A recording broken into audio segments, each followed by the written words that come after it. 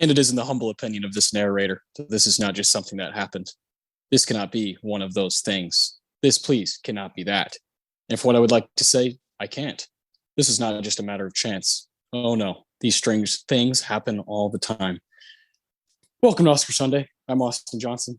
I'm Connor Eyzaguirre.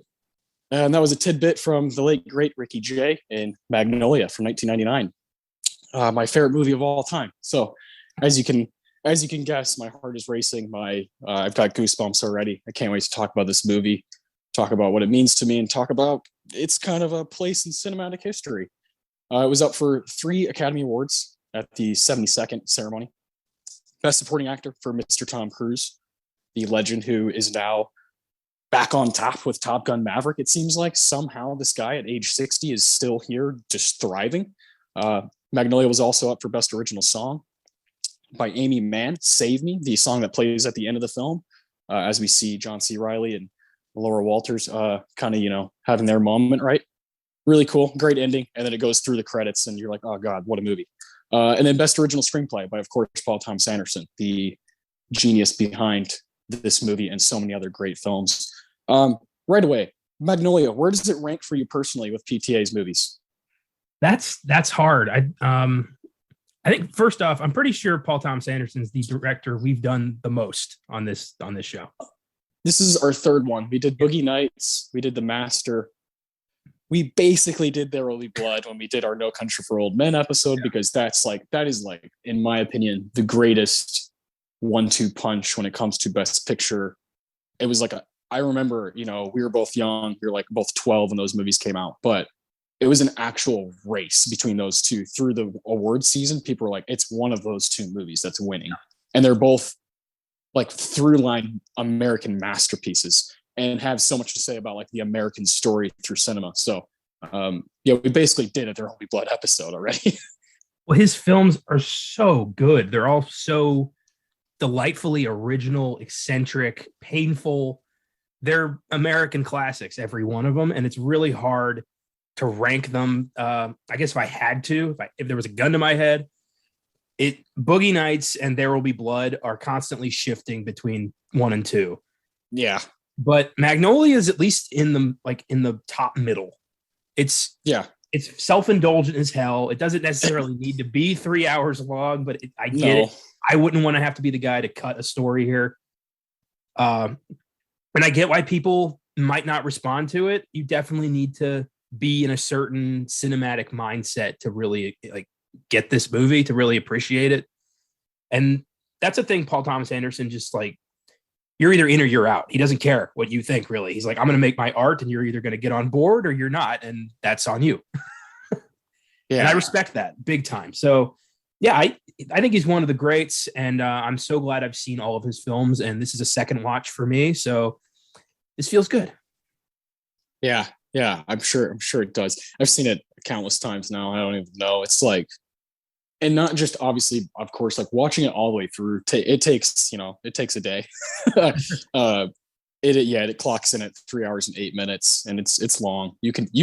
I'll admit it's my favorite movie of all time. Just as a personal, oh my God, this movie understands what I want from storytelling. It understands, the subtle symbolism throughout the film of different things like Christianity and the Freemasons and all these amazing things, and regret and love and loneliness and these themes that I just feed off of when it comes to movies. And so, but I personally think, I agree with you. I think There Will Be Blood, Boogie Nights, and The Master are his best movies, Paul Thomas Anderson, where holy shit, this guy's on top of his fucking game. And there's no doubt about it. But Magnolia is definitely an experiment. It's his third film. He does Hard Eight. He does Boogie Nights, and people are like, holy shit, this guy's got, and he's not even 30 yet, and he's got something to say. And so he got, total free reign to do this movie, Magnolia. and it shows. It shows. You know, he's in his late 20s, obviously doing a lot of cocaine, obviously thinking about so many things at once, and just kind of jamming it as much as he can in there. You know, for the 3 hours, you get a lot of bang for your buck. You know, you get a lot of dialogue, a lot of content, a lot of like oddly humorous scenes that are just like, what the fuck was that? You know, just looked like it seems like a movie I would have loved to work on, to just kind of be kind of watching him do his thing and kind of let loose. And then after that, I think he completely changes who he's going to be as a filmmaker with Punch Drunk Love in 2002. It's his shortest film, and I think he honed in on, okay, I want to really do character studies. I really want to like just hone in on a guy or a lady or whatever it is. And then he does There Will Be Blood. So like, yeah. And then he does The Master. You know, these two guys were just going toe to toe. Then he does Inherent Vice, which is clearly a character study on Doc Sportello, and also a novel adaptation. And then he does, let's see, Phantom Thread. I mean, yeah, just the guy knows how to use Daniel Day-Lewis better than anybody. And then finally, his last movie, Licorice Pizza, which came out in late 2021. You and I got to see it together in Los Angeles. It felt right. I love that movie. So funny. And I just rewatched it finally, like here in my home, and I was like, this movie's so fun. Like he still has that gear that he can go to, like the Boogie Nights gear of just like, I'm just having fun, and like my cast is having fun, and the people who got to help me write this movie, the people who got to do the soundtrack, choices, we all had fun doing this. And that's like a nice place to go back to with Paul Thomas Anderson, because Phantom Thread is tough, and Inherent Vice is so fucking weird, and The Master is tough, and There Will Be Blood is tough. So I think he's shown throughout his 9 films now that he can kind of do it all when it comes to tone and thematic elements. And so I love the guy to death. He's easily my favorite filmmaker of all time. So anytime we get to do one of his movies, I'm happy. This is episode 104. When we started it was like, oh man, we got to hold back on Tarantino and the Coens and PTA and these guys that we both kind of just gravitate towards. So when we do get to do one of those guys, it's special. I am amazed at your self-control in making it over 100 episodes before we talked about Magnolia. Yeah, and like Inglourious Bastards. Yeah. And Jackie Brown, these movies that are like a part of my DNA. But with that, the trade-off has been we do movies like Shanghai Express, which I've never seen, and you have those experiences of where you and I watch a movie for the first time together. So I'll take that all day. It's been a lot of fun. We're not going anywhere, so there's limitless episodes that we're going to be doing, and there's no rush. But we're coming up. Next week is essentially our 2-year anniversary of doing the show, and it falls on a Best Picture Showdown. So we're going to be doing a massive fucking movie next week. So I kind of wanted to make this, because our first episode ever was Pulp Fiction, right? And then our 1 year was Anatomy of a Murder, which is just like an awesome Hitchcock, just fucking brilliant movie. Sorry, was it Rear Window that we did? That's why I said Hitchcock. Which one did we do? I don't know, because we've done Rear Window and Anatomy of a Murder, so I don't know when. I think it was Rear Window, because I'm pretty sure we talked about Hitchcock on the 1 year. I'm pretty sure. That makes sense. I mean, yeah, I would probably, yeah. I think so. Either way, both those movies fucking kick ass. They feature one of our favorite lead actors of all time. So yeah, that's why the mix up there. But I'm pretty sure it's Rear Window, because I almost remember talking about Hitchcock and how we wanted to do kind of Tarantino. We want to do Hitchcock for 1 year, and here we are kind of tackling PTA. I would call this kind of like our choice 2-year anniversary episode, and next week is like, we have to do a showdown, so let's do something fucking massive. So next week is gonna be great, but this is a personal thing, and we're gonna have fun with it. 1999 is when Magnolia comes out, so why not do a top 5 1999? I mean, this year is fucking loaded, absolutely loaded. We've done 1998 recently. I think it'd be really cool to go ahead and just knock out this year as well. I know we both have some firm favorites from this year. So it's gonna be a blast to kind of go down the line. I think it'll be predictable as usual with us, but it's just where do they line? Where do they rank? Where do they end up? So I'm excited to kind of talk about 1999, and then we'll do some awards for Magnolia, kind of just open up the discussion there about the film itself, and then at the end we'll kind of go through the 72nd Academy Awards, look at some stuff, look at the screenplay group, look at the supporting actor group, and the original song group. So I'll let you start your 1999 list with your number 5 whenever you're ready. This is an interesting year because I'm always amazed by how many of my favorite movies came out this year. Yeah. And it's weird. Yeah. The sacrifices I had to make hurt. Yeah. I left out some hammers, some 10s. Wow. So you have 5 10s. I do. Yes, I do. I have 5 10s. I have 2 surefire 10s, and then it'll be fun to talk about. There's 2 movies in here that I've always gone back and forth. Like, is this just something I'm obsessed with, or is this like perfect? My top 2 are very much like, are these amazing movies or am I crazy? Yeah. My number 5 is a 9, but God damn it, I love it with all my heart. So I had to have it in there. But yeah, I can't wait to hear what you got, man. There's only one movie on here I think that might be overlap, but I don't know. But we'll see.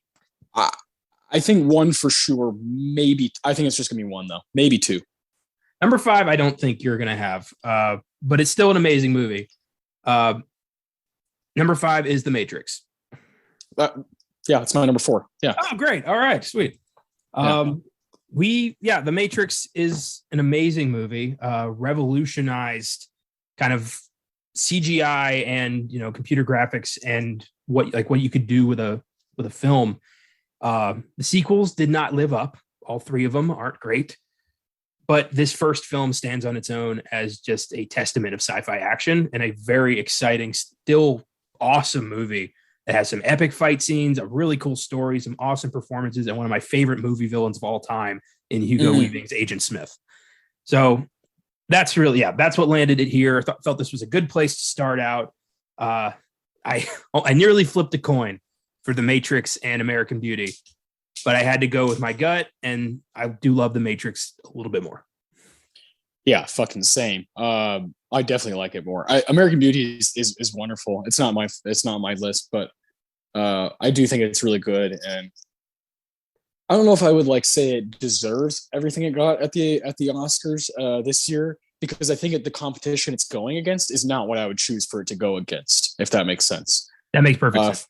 For example, The Matrix, in my opinion, should have been up for Best Picture. I think it does exactly what you want a Best Picture movie to do. It completely revolutionizes the game. It's got good performances, got committed performances, and still has an impact over 20 years later on pop culture, like a clear impact. And my God, what a fun fucking movie. Every time I start The Matrix, I'm like, oh yeah, this is great. From when Keanu Reeves is in his fucking office, and he's like looking around like, oh my God, and until he, goes face to face with fucking Lawrence Fishburne, who's amazing in this movie. And they have that, that moment of like, this is The Matrix, and it's like that little kid thing, but it still lasts as you get into adulthood. You're like, this still floors me. And this idea is copied more than like anything since this year, like people want to simulate that feeling so bad of what The Matrix gives you. That first like 30 minutes of like, oh my God, what if this is real? What if this is where we're actually at? So I think not only is it kind of like a bro-y, holy shit, man, like look at this. I think it's smart. I think it's a smart fucking movie. And I agree with you on Hugo Weaving. Like he's lights out. One of my favorite villains for sure of the 90s and maybe ever. So yeah, it's my number 4. I figured this is the movie we'd both have, like no question. It's a film we did, I think, on Filmgazm a long time ago. But oh man, I can't wait to do it on here one day. It was a bonus that we kind of half-assed, and I do regret that. So yeah, we need to bring that to Oscar Sunday and do it proper. The Matrix, it's just up for what, like sound? It was up for like 3 or 4 technical awards, and they get won all of them. Okay, so I remember we did. We've talked about 1999 before, and I think visual effects it won versus Star Wars and Stuart Little. What the fuck? It won sound effects editing. It won sound effects editing. That's funny. Yeah, man. I mean, this is a movie we got to do on Oscar Sunday one day and just fucking give it the proper couple hours of just praising it. So yeah, great stuff. So that's your number 5. Wow. God damn, I thought that'd be higher. My number 5 is a little film called Office Space. This is, Mike Judge, a complete mastermind of the comedy genre, in my opinion, and can obviously do TV and movies. I fucking love Office Space. It's one of the funniest movies I've ever seen in my life. I still quote it all the goddamn time, from just, sounds like somebody's got a case of the Mondays to, I might show her my office. Like all the like little things in this movie. Now Milton, everybody needs to get a piece of cake. All that stuff is so good. Or hey Peter, check out Channel 9. God damn it, Lawrence. I adore this movie. I like abuse this movie. If I'm feeling down, I abuse this movie and I let it just kind of be a drug for me, just as a pick me up. Everything's going to be okay type thing. Which, as kind of cheeky as that is, it's sometimes what art is for. So I love this movie. There's movies I cut out that I look at the two compared to each other and I'm like, yeah, American Beauty or Office Space. My God, my heart tells me Office Space, so I have to have it here. It's up there with my favorite comedies, like Tommy Boy and Dumb and Dumber. Those just slapstick fucking dumb comedies. It's like at the top of that because it does have some smart stuff going on. It's got a cool idea behind it of, Peter is just over it. He's just over how society works and how, in a tech, the job he works as like an IT guy, he's just over all of it. So yeah, I love this movie. I know you're a big fan as well.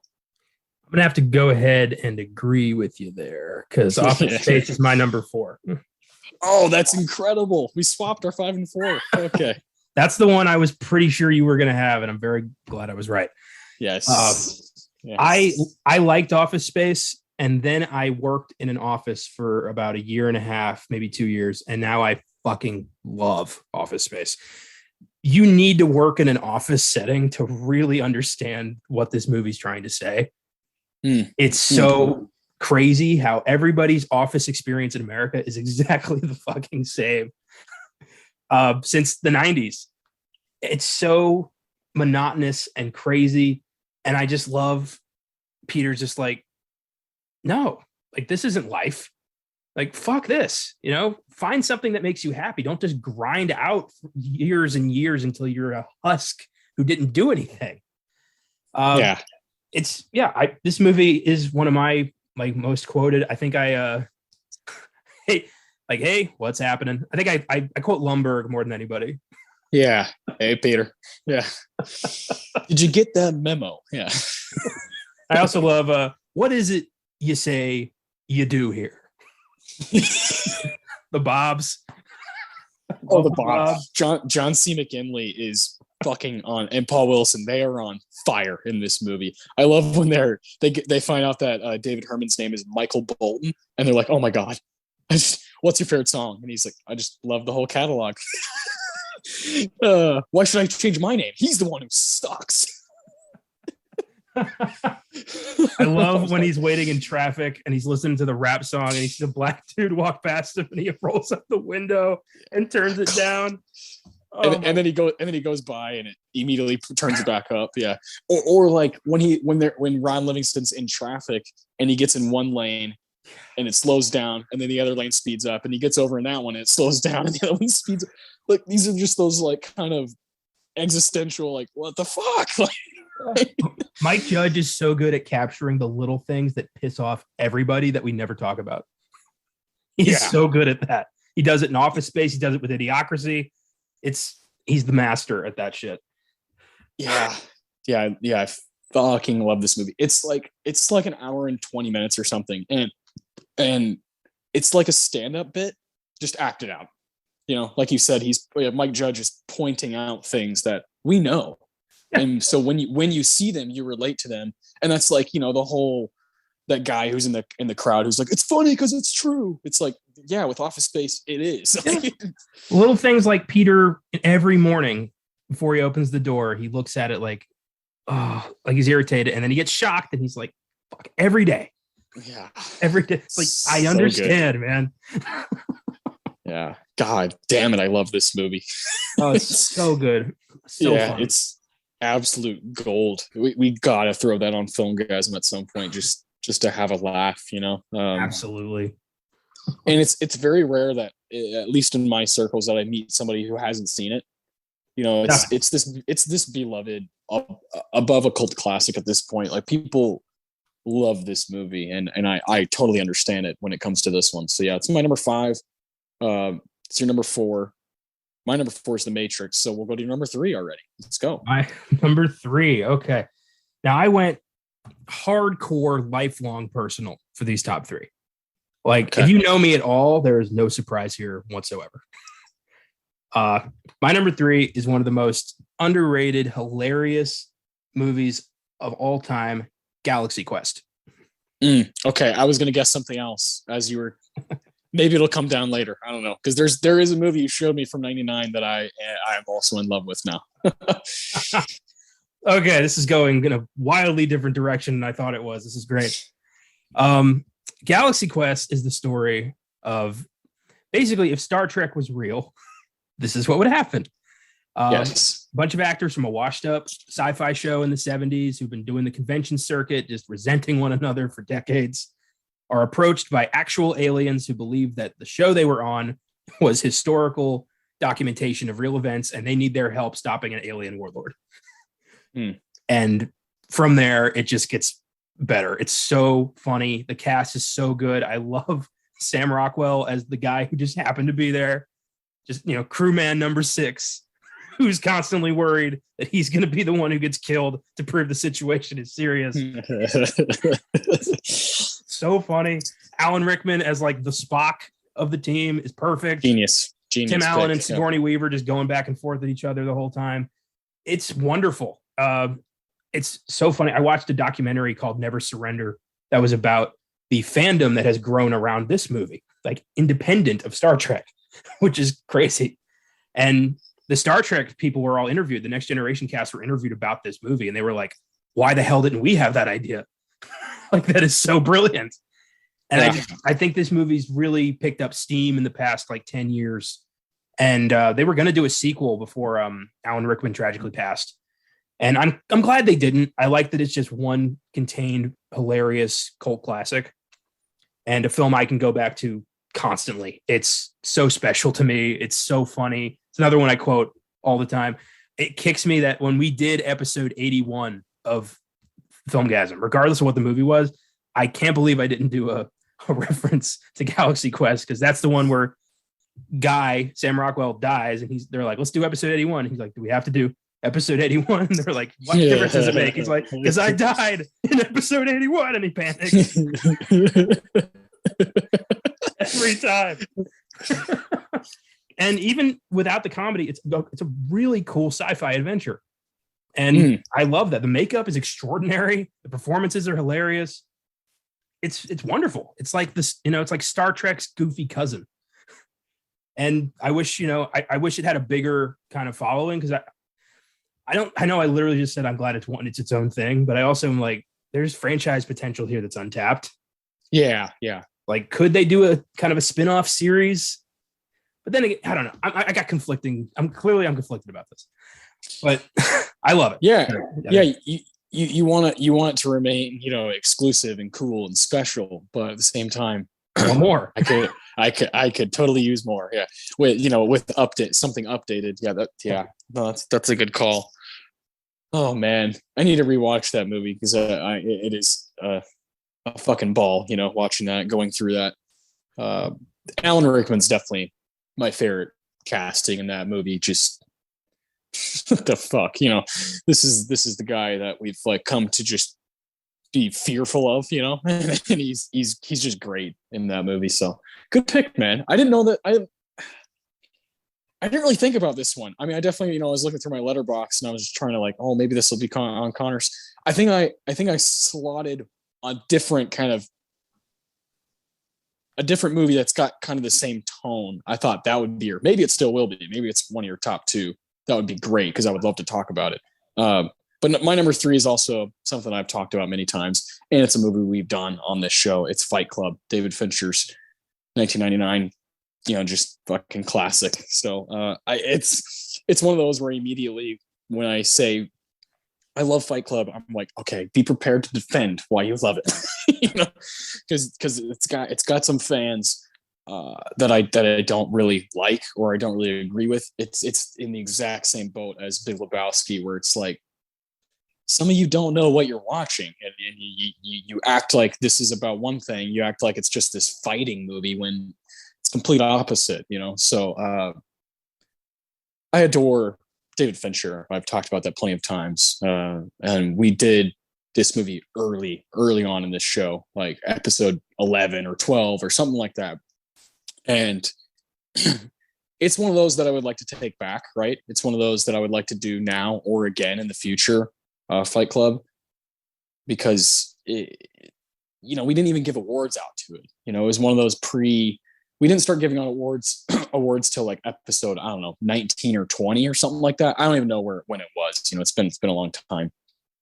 But those first handful of episodes, we were doing movies that we were both really into, like Whiplash and Dead Poet Society and Fight Club and On the Waterfront, these amazing movies. And we didn't get to give awards out to it. So I'd love to kind of take some of those back. We will one day. We will redo Whiplash one day, because I know we could both talk about it for ages. Fight Club's kind of in that same boat. Brad Pitt, Edward Norton, they're both, and Helena Bonham Carter. I don't think she gets enough credit. They're all three just lights out in this movie. And it's David Fincher becoming David Fincher. Seven's great. I love that movie, but I think Fight Club is where he's showing, like, look what I can do as far as editing and just kind of being a freak with the framing of the movie. And it starts. Seven and Fight Club, I guess, was the two like major 90s movies you could point to for him, kind of showing us what we're about to see for the next 20 years. And he's still going. So had to have this in here. It's an important film for me. It's one of those movies I watched like in, 5th, 6th, or 7th grade, somewhere in there. I watched it on TV and I was like, okay, there's gotta be more to this that I'm not seeing, So me and my brother went and bought it. My older brother Jeremy, he bought it on DVD and we watched it properly, and we were both like, fuck, this is cool. This is just really cool. And then as you get older, you start to catch on to what it's really trying to tell you. And I personally think Fight Club and Office Space is a great double feature. Yeah, I agree. Fight Club is what happens if Ron Livingston doesn't get hypnotized. Yeah. Yeah. So watch Fight Club first and then Office Space to kind of cleanse your palate, and have some fun with the better alternate reality. You know how much I love Fight Club. I didn't include it. I was 100% sure you were going to have it, so I knew we were going to be able to talk about it.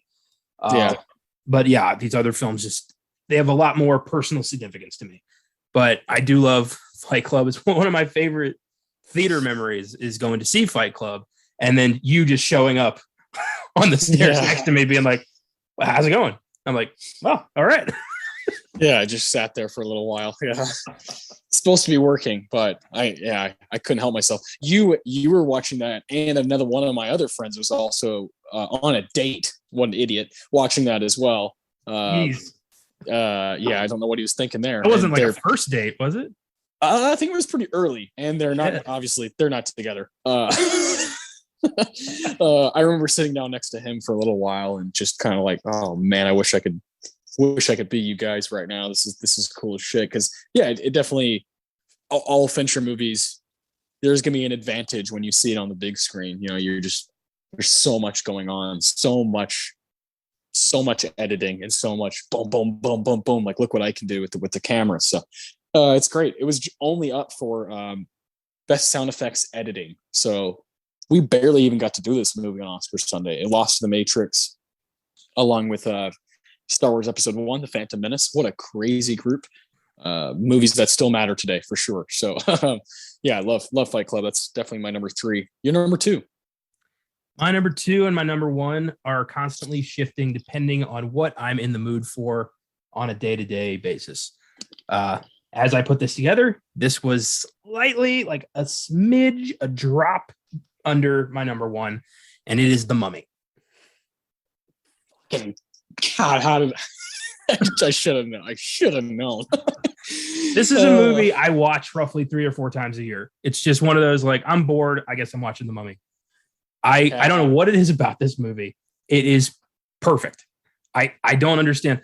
And I think lately, with, the fervor of fan respect for Brendan Fraser coming out lately, I feel like people are reclaiming The Mummy at a much quicker pace than I thought, which is cool. I'm glad. Like, I keep seeing all sorts of shit about, like, remember The Mummy?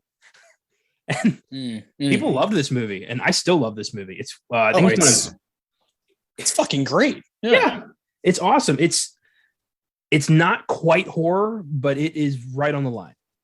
And I love that I discovered this movie because my parents didn't like it initially. They went to see this in '99 thinking it was going to be a horror movie. And then they saw it and they're like, oh, damn, it's some adventure fantasy comedy. And they're like, ah. And then I guess they forgot and they bought it on tape when it came out. And I found the tape. I watched it and I'm like, this is awesome. And I never looked back. The Mummy is one of those, building block movies for me that shaped my love of film, as is my number 1 and my number 3 for that matter. Yeah. 99, man. Something about this year. Like, I don't know what happened this time, but like everyone was churning out their best work. The Mummy's so much fun. It's basically, an Indiana Jones movie, but I love it to death.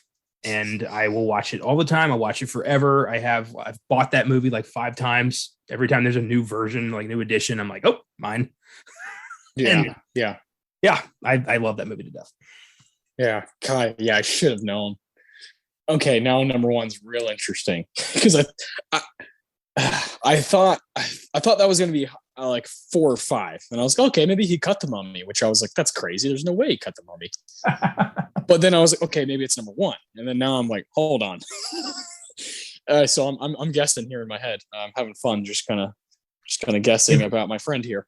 If I'm thinking what you're thinking, I think you might be right. Okay, God, that would be beautiful because I really want to talk about it. If it's not your number 1, I'm going to talk about it when this is over. I'm going to bring it up. My number 2, this is, I've seen all these other movies a bunch of times. I've only seen this movie twice. Floored me. I watched it at home one day. So it was on the Criterion channel. It was during COVID, when it first, of course, COVID's still going on, but it was when it first hit, in 2020. And I signed up for Criterion channel and just kind of started inhaling movies on there. I was watching like 20 to 30 Criterion, channel movies per month and just inhaling this shit out of them. I don't do that anymore, regrettably.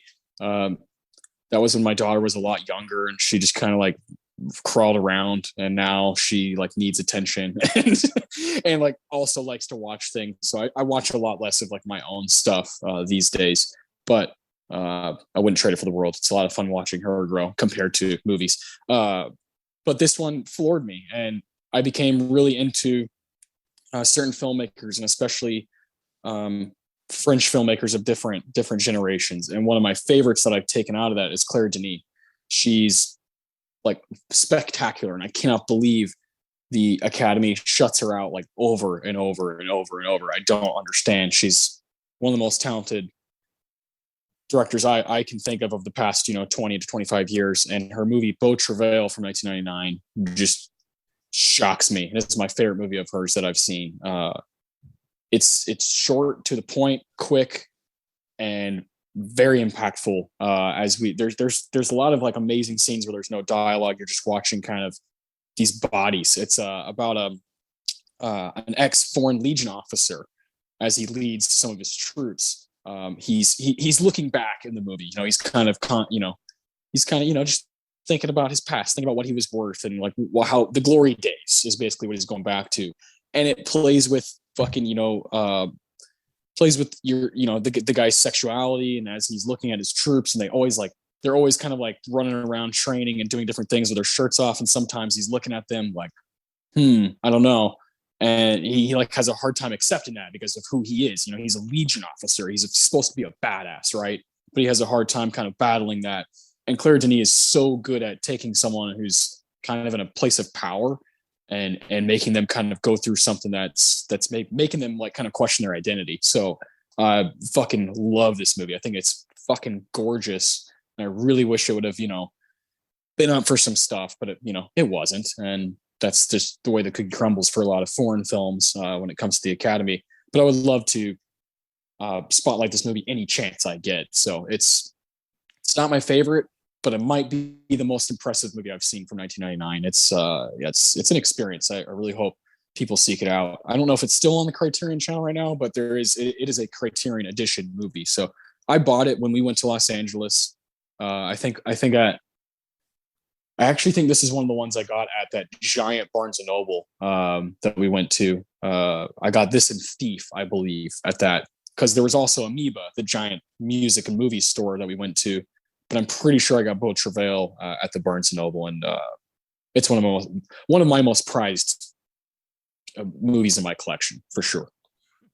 That's great, man. I love when you can kind of bring out these obscure, to Americans anyway, foreign cinema, and give them the same fervor of discussion as you would a film like Fight Club. I think that's really cool. I am completely unfamiliar with Claire Denis' work. I've seen nothing. The one that a lot of people probably know of is High Life, because it stars Robert Pattinson. That came out just 4 years ago, and he's really good in it. It's a cool, real weird sci-fi movie. But my favorites are Beau Travail, and then probably White Material from 2009. White Material is real good movie. That's starring, what I've read, I haven't seen a lot of her work, but Isabelle Huppert, or I'm not really sure how you say her name. What I've read about her, Huppert, I don't know. I think it's Huppert. Huppert. She is unbelievable to watch, and Claire recognized that and like used her in different movies. I think Isabelle is, in France's eyes, she's like their Meryl Streep. You know what I mean? She's got that, and she's constantly up for awards and whatnot. So yeah, White Material is devastating. It's a great movie. Huppert did a film in 2016 called Elle that I wanted to see, but I heard was like viciously disturbing. Yeah, she goes there. Yeah, but that was an Oscar nomination for her. So if we want to kind of bring all this out, that would be a good way to do it. Yeah, I would love to. I would love to have a reason to watch just more of her work. She's that kind of an actress. So shout out to Claire and Beau Travail in French cinema of the 20th and 21st century. Yeah, well done. All right, so that takes me to my one. All right, let's do our number ones. Let's do it. All right.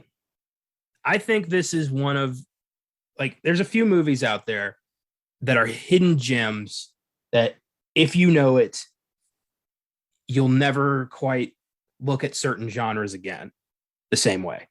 And this movie did that to me for the superhero genre.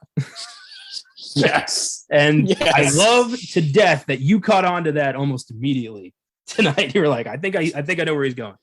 You were right. It's Mystery Men. Yes. Yes.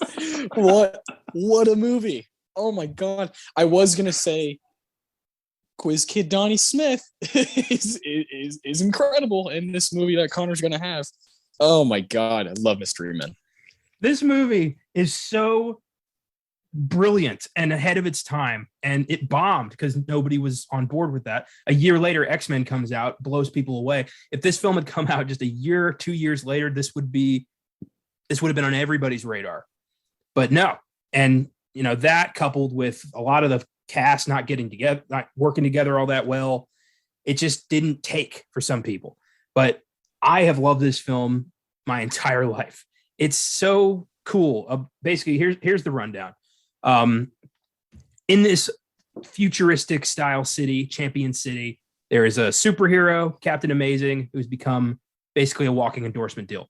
He has no big bad guy to fight anymore, so he lets one of his arch enemies out of prison so he can fight with him again. And of course, the guy gets the upper hand, locks him away.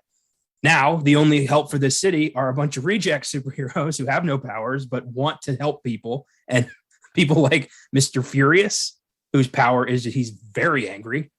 The Shoveler, who shovels very well. I love that. I love that's his explanation. He shovels very well. Yeah, just solid. Yeah, there's the Blue Raja, who throws forks.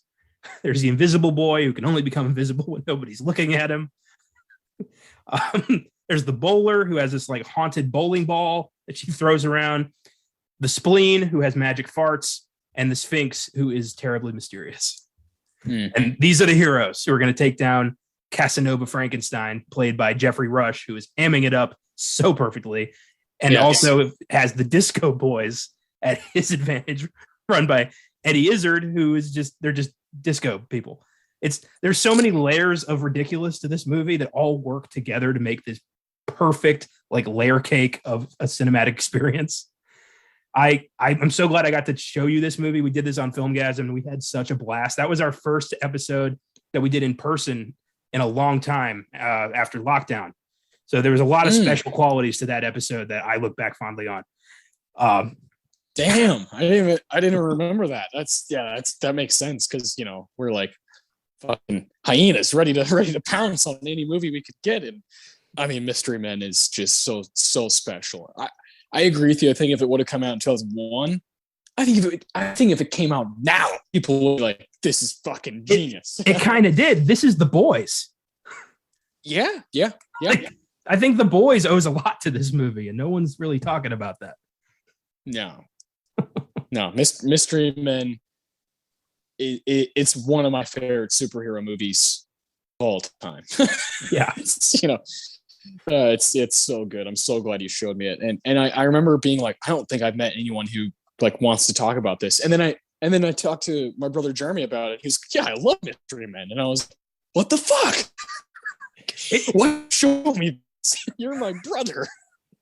It's one of those movies that I think like a lot of people love, but nobody really talks about. It's weird. I think I want this movie to get a way bigger spotlight. It deserves it. It's wonderful. And it's cool to see these guys take on the bad guy. They ultimately, win because they're good at what they do. They have heart. They want to help people. Whereas our hero, the hero who like runs the city is a complete douchebag. I love when he's in the car and he's bitching about losing his Pepsi endorsement. Man, hilarious. Yeah, I could do that movie again. I need to watch it again. Fucking incredible stuff. But who's your favorite character in that movie? Oh shit. I think it's Dr. Heller, Tom Waits. Okay. Yeah. They're their gadget guy who makes non-lethal weapons like canned tornadoes and blame throwers and just ridiculous shit that doesn't make any sense. But he's just on, he's in it for the ride. Yeah. No, nothing wrong with that. I love how Ben Stiller's kind of playing with the like dodgeball, like crazy aggression, it's just what Ben Stiller's best at. But William H. Macy in that movie just like melts me. He's so funny in that movie. What an era for William H. Macy. Fargo, Boogie Nights, Mystery Men, Magnolia. This guy was great. He was choosing some of the coolest shit. Everyone is like a 90s mainstay. You've got Hank Azaria, you've got Janine Garofalo, you've got Paul Rubens. Like, it's so weird how many people Greg Kinnear, Ricky Jay again.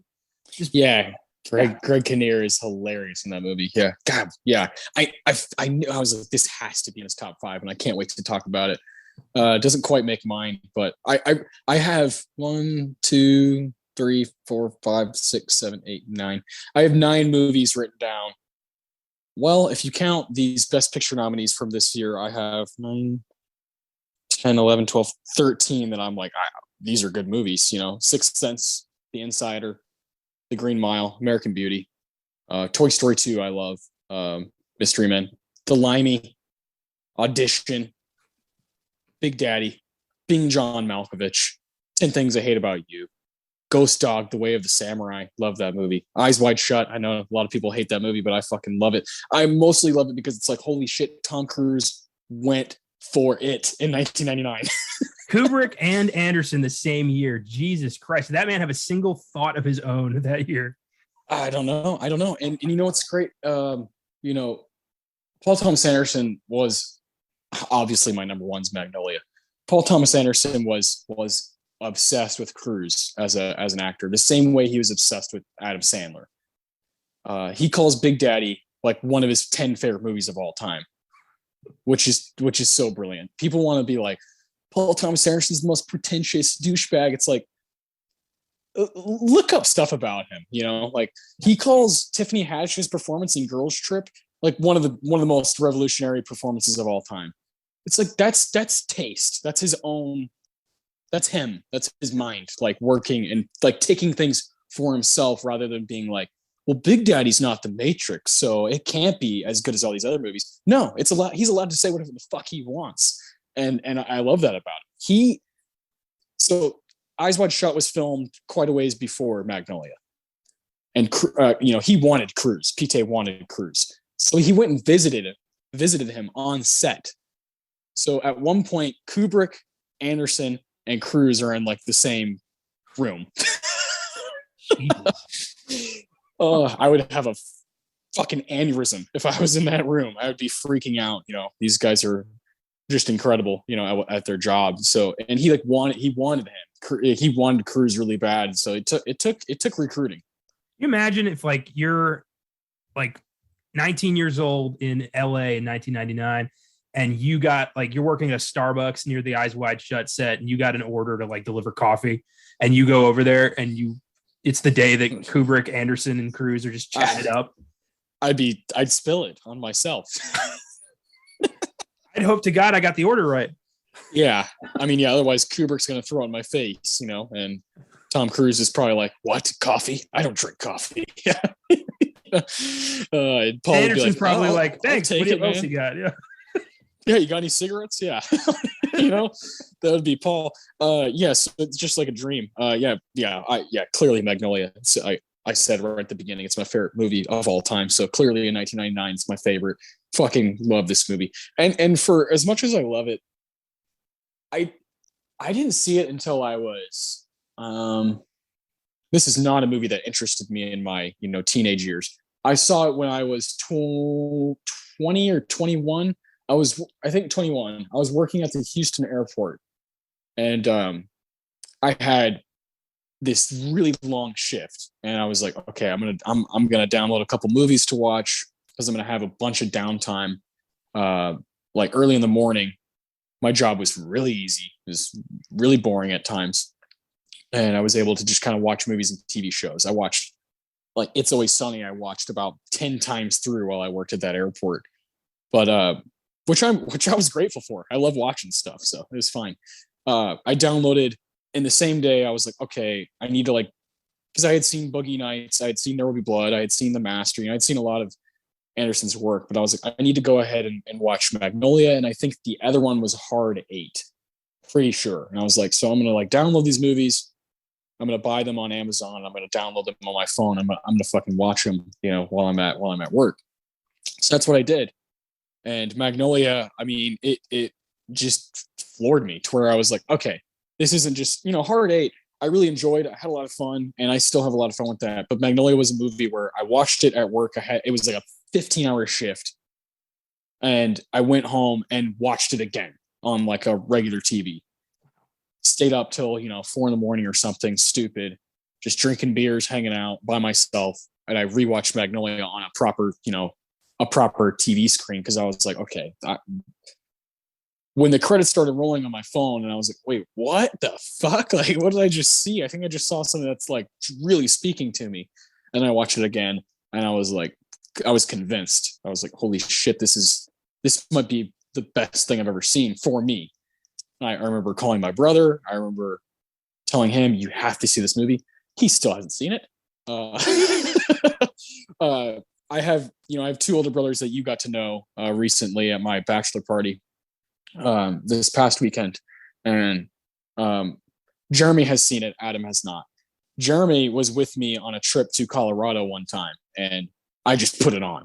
And I was like, this is what we're doing. I didn't say anything to anybody. And actually, it was to visit Kelly, who you just met as well. He used to live in Colorado, and my buddy Grant was also with us. So all these people. All four of us are sitting around, and I just put Magnolia on, and everybody just kind of shut up, because that when Ricky Jay starts narrating, you're like, what? Hold on, wait, can you rewind? These all connect, or what's going on? Like, what's the narrative here? And then you get sucked in, and you get sucked in, and you get sucked in, and you either like pass out, give out, or you're just there for the whole ride. You're just ready for it, and I'm very much ready for it all the time. Watching it, I watched it a couple nights ago. We're recording this on Friday night. I watched it on Wednesday night. Then last night and Thursday, I watched some like bonus feature stuff and read a bunch about it. It does that to me every time, though. Not just for when we do the podcast. Every time I watch Magnolia, or I think about it, or even if I watch another Paul Thomas Anderson movie, I come back to here. I come right back here. I start looking up things about what do these different scenes mean? What do these different characters mean? How do they really connect? Like, what is it? Why did he write all these characters to be in this? Why did he put certain things in here? And I start to unravel it slowly but surely. And I feel pretty confident on where I'm at with it now. But I know when I watch it again, I'm just going to do it all over again. And I love that feeling that I get with Magnolia. It's special. It's very, very, very dear to my heart. And it's kind of one of the movies that if you watch it, you'll probably understand me more as a person. And I really like movies like that. I have a few that I would say kind of are like my Mount Rushmore, and Magnolia is the first choice. So no question about it being my number one. And we might as well, well, before we go to our awards for Magnolia and really go in on it, are there any other 99 movies that you were like, fuck, like I have to cut this? I had a hell of a time cutting The Iron Giant. I wondered. Yeah. I know that's one of your favorites. Iron Giant or Toy Story 2? Which one do you like better? Animated. Iron Giant. Okay. All right. Fair enough. That movie is so beautiful and such a great depiction of like friendship and humanity that I also think it's funny as hell. I sob every time I watch that movie. It's impossible not to. Yeah. It's an amazing film. Yeah. So I had a hard time cutting that one. And one thing on Magnolia real quick. When I first watched this, I believe it was for the Philip Seymour Hoffman episode we did on Filmgazm. You curated the list, and you gave me the list, and Magnolia was on there, and you told me it was your favorite movie. I remember when I finished watching it, I remember the first thing I thought was, I'm so glad I didn't hate this. Because I would have felt horrible coming back to you like, hey, your favorite movie ever? I hated it. Yeah, it sucks. I deal with that all the time, because people definitely do not like this movie. There are, I'd say score wise, Rotten Tomatoes, Letterboxd, it's generally positive, right? People are like, wow, this movie is powerful. But there are those people out there that are just like, you pretentious asshole, Paul Thomas Anderson. Like, why did you make this? And fair enough. No, see, I don't think so. I don't think that's fair. I think that's people either not finishing the movie or not watching it at all. I think if you watch this movie, it's not pretentious. None of his films are. They're all human interest stories. And he himself, is very much, he likes what he likes. He's not, I don't think he's up his own ass. I don't think he is. I think he's just a filmmaker who likes to tell stories his own way. And if you don't get on board with that, that's fine. But that doesn't mean it's his problem. That's your problem. Yeah, and he wears his influences on his sleeve, like quite literally. This is his version of shortcuts. Robert Altman is what Paul Thomas Anderson has always said is his favorite director. Rest in peace. That guy was awesome. But you can see there's stuff that happens in California Split that's like, oh my God, that's happening in Hard Eight. Or The Long Goodbye. Oh my God, that's happening in Boogie Nights, some of the party scenes. So like, it's very clear that he's not afraid to be like, I love the past. I love who came before me and taught me what I know. And I think there's something extremely admirable about that without straight up copying them. I think there's something cool about almost kind of like in music, a lot of rappers will sample stuff. I think that's cool as shit. You find an old 50s song that had a kind of nice tempo to it, I'm going to sample that. I think it's the same thing with movies where you're paying homage. You're trying to be like, I recognize game, I recognize talent, and something that inspired me. So I've always loved that about PTA. I think he's not afraid. Same thing. One of the reasons I love Tarantino is he's not afraid to be like, I love film. I'm crazy about it. Here's my take on it. Of all the things I've jammed into my brain, here's my take on it. Like, that's cool. That's awesome. Yeah. And I think, a big part of it is, for me anyway, I do that exact shit. In my own work, I write references to shit that I like. And that's just what people do when you are all encompassing in your likes and dislikes. Is you can't help but it intrudes into your own life, like kind of against your will. It's just part of who you are. And you can see that with Paul Thomas Anderson. I think that's why I like him so much, is because he's the exact opposite of what everybody constantly tells me he is. I love that. I'm on that side of the fence as well. It is long, right? Magnolia, it's long as shit. And I get it. Some people don't have the attention span for a 3-hour drama about regret and love and loneliness and the sins of the father. But feed me that shit all day. I'll take it for everybody else. I'll fucking take it. Before we get to our awards, last movie I want to talk about that I was surprised you didn't ever mention is Sleepy Hollow. Fuck yeah, that's right. Sleepy Hollow. I do enjoy a nice Tim Burton film. Yeah. That's a good one too. That's a gorgeous movie. It is. It's beautiful. It's creepy. It's a perfect Halloween movie. I love it. But this is 99. I had to cut some favorites. This was hard. Kill your darlings. Do you know who the cinematographer for Sleepy Hollow is? I do not. Children of Men, Gravity, Birdman, The Revenant, really, Tree of Life, Emmanuel Lubezki. God damn, that's his second nomination, I think, of 8 or 9 in that category. His first one was that movie with Cuarón from '95. It's escaping me the name of it. But he's the only. We talk about Deakins all the time. One of our awards is called the Deakins, but Lubezki, when it comes to winning, he won 3 in a row, 3 years in a row with Gravity, Birdman, and The Revenant. And he should have with those 3 movies. and no one's ever done that. No one's ever won 3 in a row, 3 consecutive years for movies that are amazing. And then he has 8 or 9 total nominations. The guy's a fucking rock star, and Sleepy Hollow is showing his style. He's like, look at this shit. I'm advanced. It's awesome. I was a little surprised. I was thinking you might have had Talented Mr. Ripley. Oh, okay. That was the other movie I wanted to mention. I love the Talented Mr. Ripley. I meant to kind of tackle all of the fucking like Oscar movies, like The Hurricane. I like too with Denzel Washington. Yes, Talented Mr. Ripley. I love that movie. Another great Philip Seymour Hoffman performance. How's the peeping, Tom? That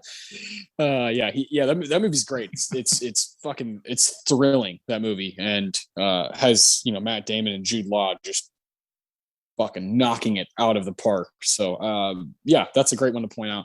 I mean, and those Best Picture nominees, while I would have a different group, I like The Cider House Rules is not really for me, but The Green Mile is really good. Insider, I fucking love Michael Mann, so that is like as Michael Mann as it gets. The Sixth Sense is great, and American Beauty's good. So I like that group. I'm like okay with it. I remember when we did American Beauty, we were both kind of like, 99 has more to offer, but they could have done worse, Yeah, exactly. Whenever we come to that discussion, I immediately think of Fanny. Mm-hmm. I'm like, it could always be worse. It definitely could be worse. I mean, come on, this movie stuff, we've gotten this Academy stuff. We've gotten kind of good at, just picking which years are more powerful than others. And 99, while yes, it has more to offer, it still is, Toni Collette was nominated for Sixth Sense. Fuck yeah. Angelina Jolie won in that category. Like there's good Catherine Keener for being John Malkovich. Like in the same category, cool. That works for me.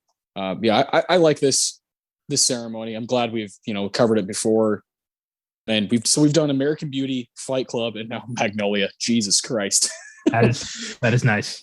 Like lighten up. I feel like next time we go to 99, I'd like to tackle Malkovich. I'm cool with that. Or if we really want to go like just way different path, we could do Austin Powers: The Spy Who Shagged Me. Oh my god, that would be such an odd episode. Yeah, wouldn't feel right. We've never done a movie like that on here, which would be hilarious. I mean, I was up for makeup. Like, okay, it counts. It counts. It does. It counts just as much as Fight Club, which is crazy. Tarzan. I haven't even mentioned Tarzan. Yeah, we could do this forever. The 99 is wonderful. There's even a book about how this is the best movie year ever. It's a great book. I've mentioned that. I think I've mentioned that book a few times before on different shows. But let's get into Magnolia. Let's talk about like why this movie speaks to us and why it's so good. So let's do some awards to kind of just fucking get into it. The Tarantino Award is for best quote of the movie. The Ennio Morricone Award is for best music moment, which with this movie, it's one of the rare occasions where you have a score by John Bryan. I love that guy to death. And then you have a like soundtrack by Amy Mann, and almost every song that appears is by Amy Mann. And then you have those two songs by Supertramp like in the middle of the movie, and you're like, what? It's just such an odd choice. But I love that. I love that about this movie, that it has these decisions that are being made constantly. The Philip Seymour Hoffman Award, which is great because he's in this movie. God bless him. Rest in peace. That's for the best performance of the movie. And then we have the Roger Deakins Award for the best scene of the film. So let's go ahead and get into it. What's your Tarantino? I love this line because only Paul Thomas Anderson could make this a believable line in a movie and not it like have it not be ridiculous. And it's when Phil's on the phone trying to get a hold of Frank's people. And he's talking to the tech support guy or the magazine guy. And he goes, I know this sounds silly. Like this is the scene in the movie where the guy's trying to get a hold of the long lost son, but this is that scene. And I think they have those scenes in movies because they're true, because they really happen. See, this is the scene in the movie where you help me out. Because it felt like Anderson's just trying to like, all right, how do I convince this guy? And he's like, fuck it, I'm writing it. So why don't I just say what I'm doing? Yeah. And it works because it's like, if somebody told me that, I'd be like, I'm about to be a part of something. And I try to help the guy. Like, I get it. It's a good line. Yeah, it is a great line. And Philip Seymour Hoffman, while he's given a pretty subtle role, he's in it. He's in it quite a bit. He gets to act alongside fucking Jason Robards. Like his last movie. Yeah. What a treat to be PSH in that scenario. He's so fucking good at anything you give him. It just doesn't matter. And PTA understood that more than anybody, like very clearly. He used him over and over. My favorite scene of Hard 8 is that little bit where PSH shows up.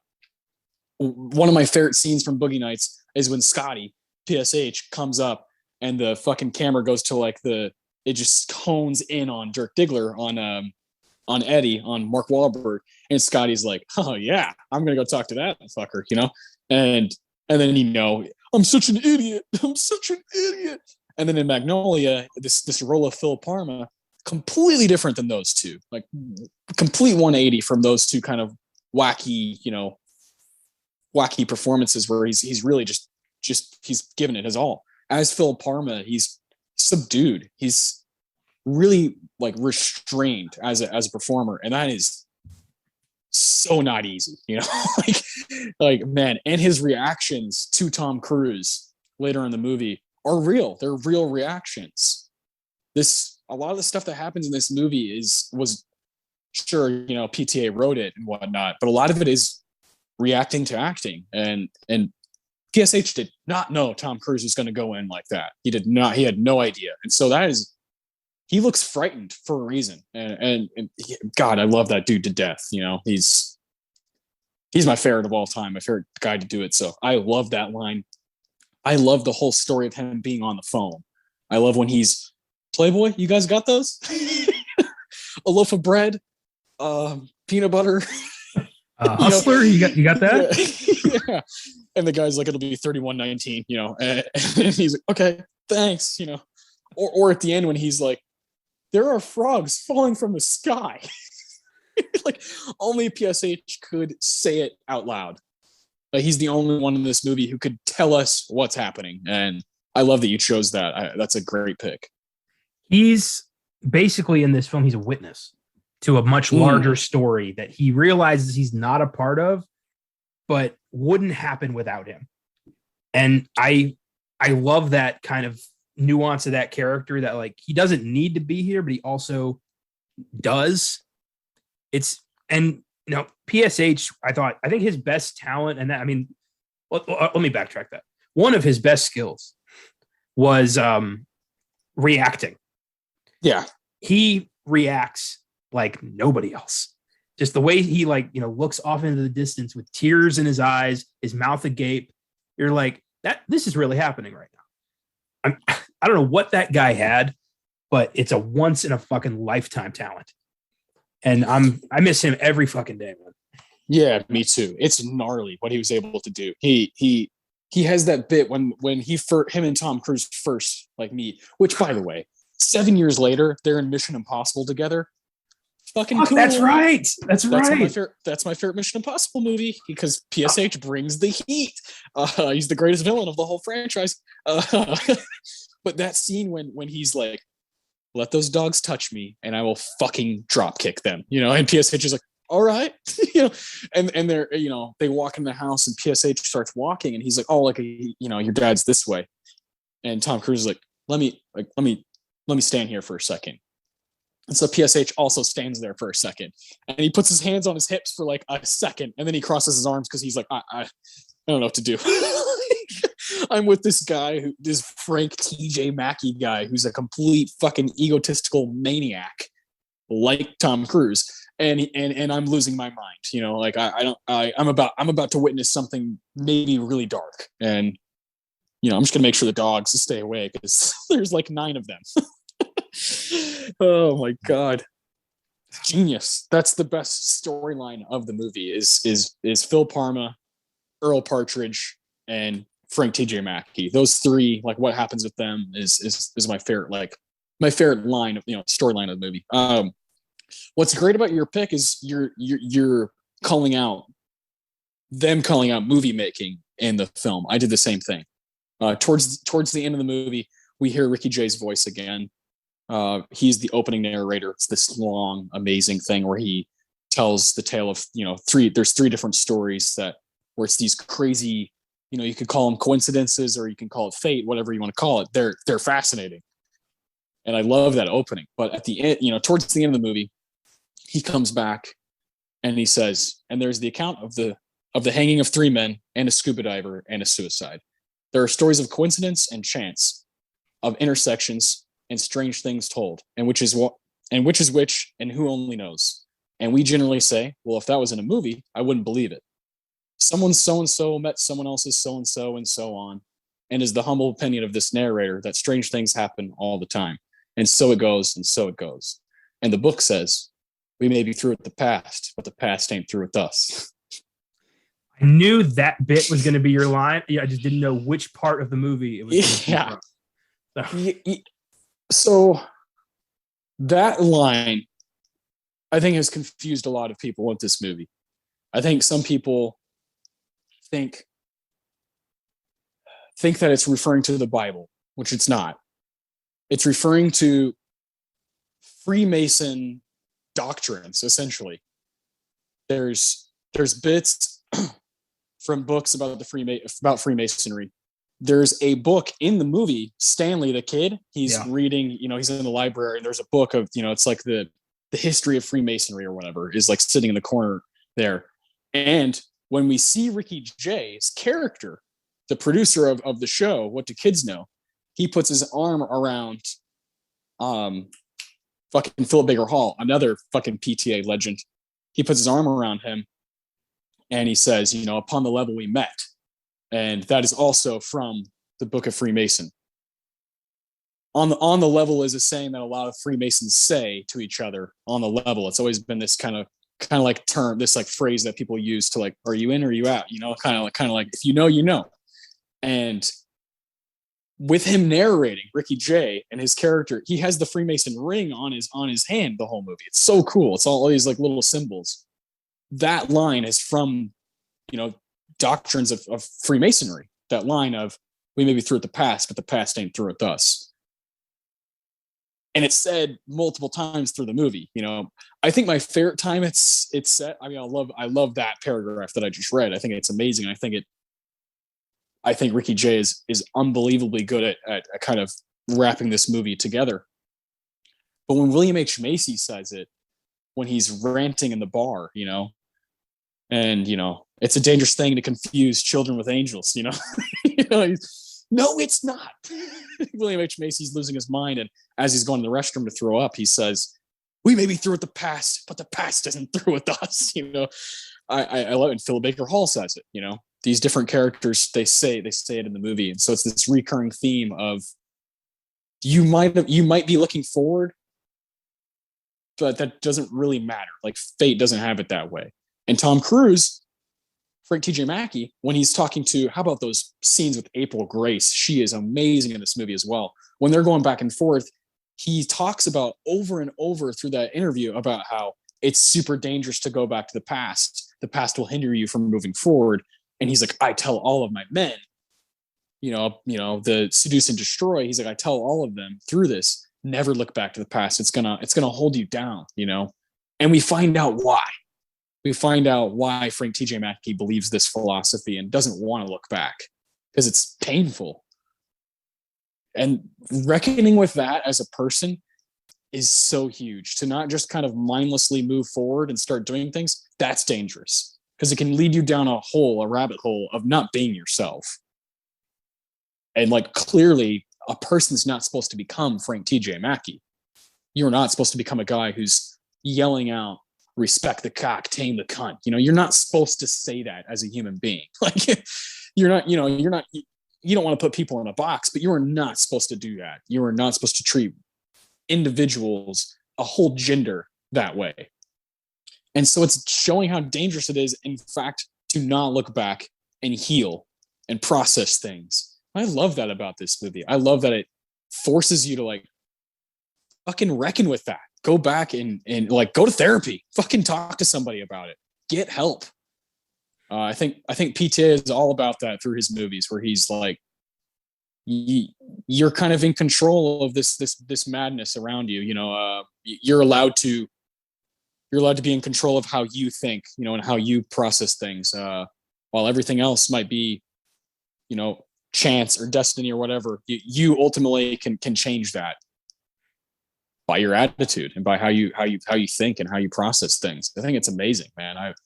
I love that in this movie. That line is so cool. You know, it could be taken as kind of like whatever. That's kind of a fake big line in a movie to say we may be through the past, but the past ain't through with us. I think, and I agree. But in this context, I think it's incredible how it's used. God damn, man, that was a lot of top-notch analysis. Shit. I love this movie. I didn't notice all the Freemason shit. I noticed the book on Stanley's table, but I didn't know all of that was like, you know, is Anderson, do you know if he's a Mason or if he just is fascinated by all that stuff? He's fascinated by it. Some people think he is, but I think he's mostly obsessed with like ideas, which is why we get the ending we do. So I'll be talking about that later. There's more like cool symbolism with a different religion in this movie. So I mean, look at the master. Like Dodd rhymes with God. You know, Paul Thomas Anderson fans say that. You know, he's obsessed with individuals playing God. Like, it's a fascinating thing. It really is. And I also do love how this movie does kind of force you to take stock, to have kind of a self-reckoning as you are taught the right and the wrong way to process grief and loss and forgiveness and hatred. And it's an interesting dynamic. The first time I saw this, I wasn't expecting that, and it did. It forced me to evaluate some things. Yeah. Frank confronting his father, brought to light some of my own issues, and that was a powerful moment. I think this movie deserves a lot of praise for the way it handles that and the way it kind of holds your hand on everybody's own individual journey who might be dealing with similar issues. It doesn't force you to make a decision. It just brings to light a couple of options you could have and hopes you take the right one. And that's kind of incredible. Yeah. No kidding. I try to tell people when I'm like, this is one of my favorite movies. They're like, ugh, weird. I'm like, not really. Not really. It's a pretty blatantly honest movie. It's pretty in your face about being a human kind of fucking sucks sometimes, and it's okay to accept that. Yeah, it is. I like when movies, when Hollywood can be so fucking dishonest so often of just the way people handle each other. And I like that in my experience with Anderson, he really understands the human experience and understands the individuality we all deal with and how all of our journeys aren't the same. And Magnolia really spotlights that. Yeah, I totally get why this is your favorite movie. Yeah, it's fucking awesome. So that was just our Tarantino. Jesus Christ. Ennio Morricone Award.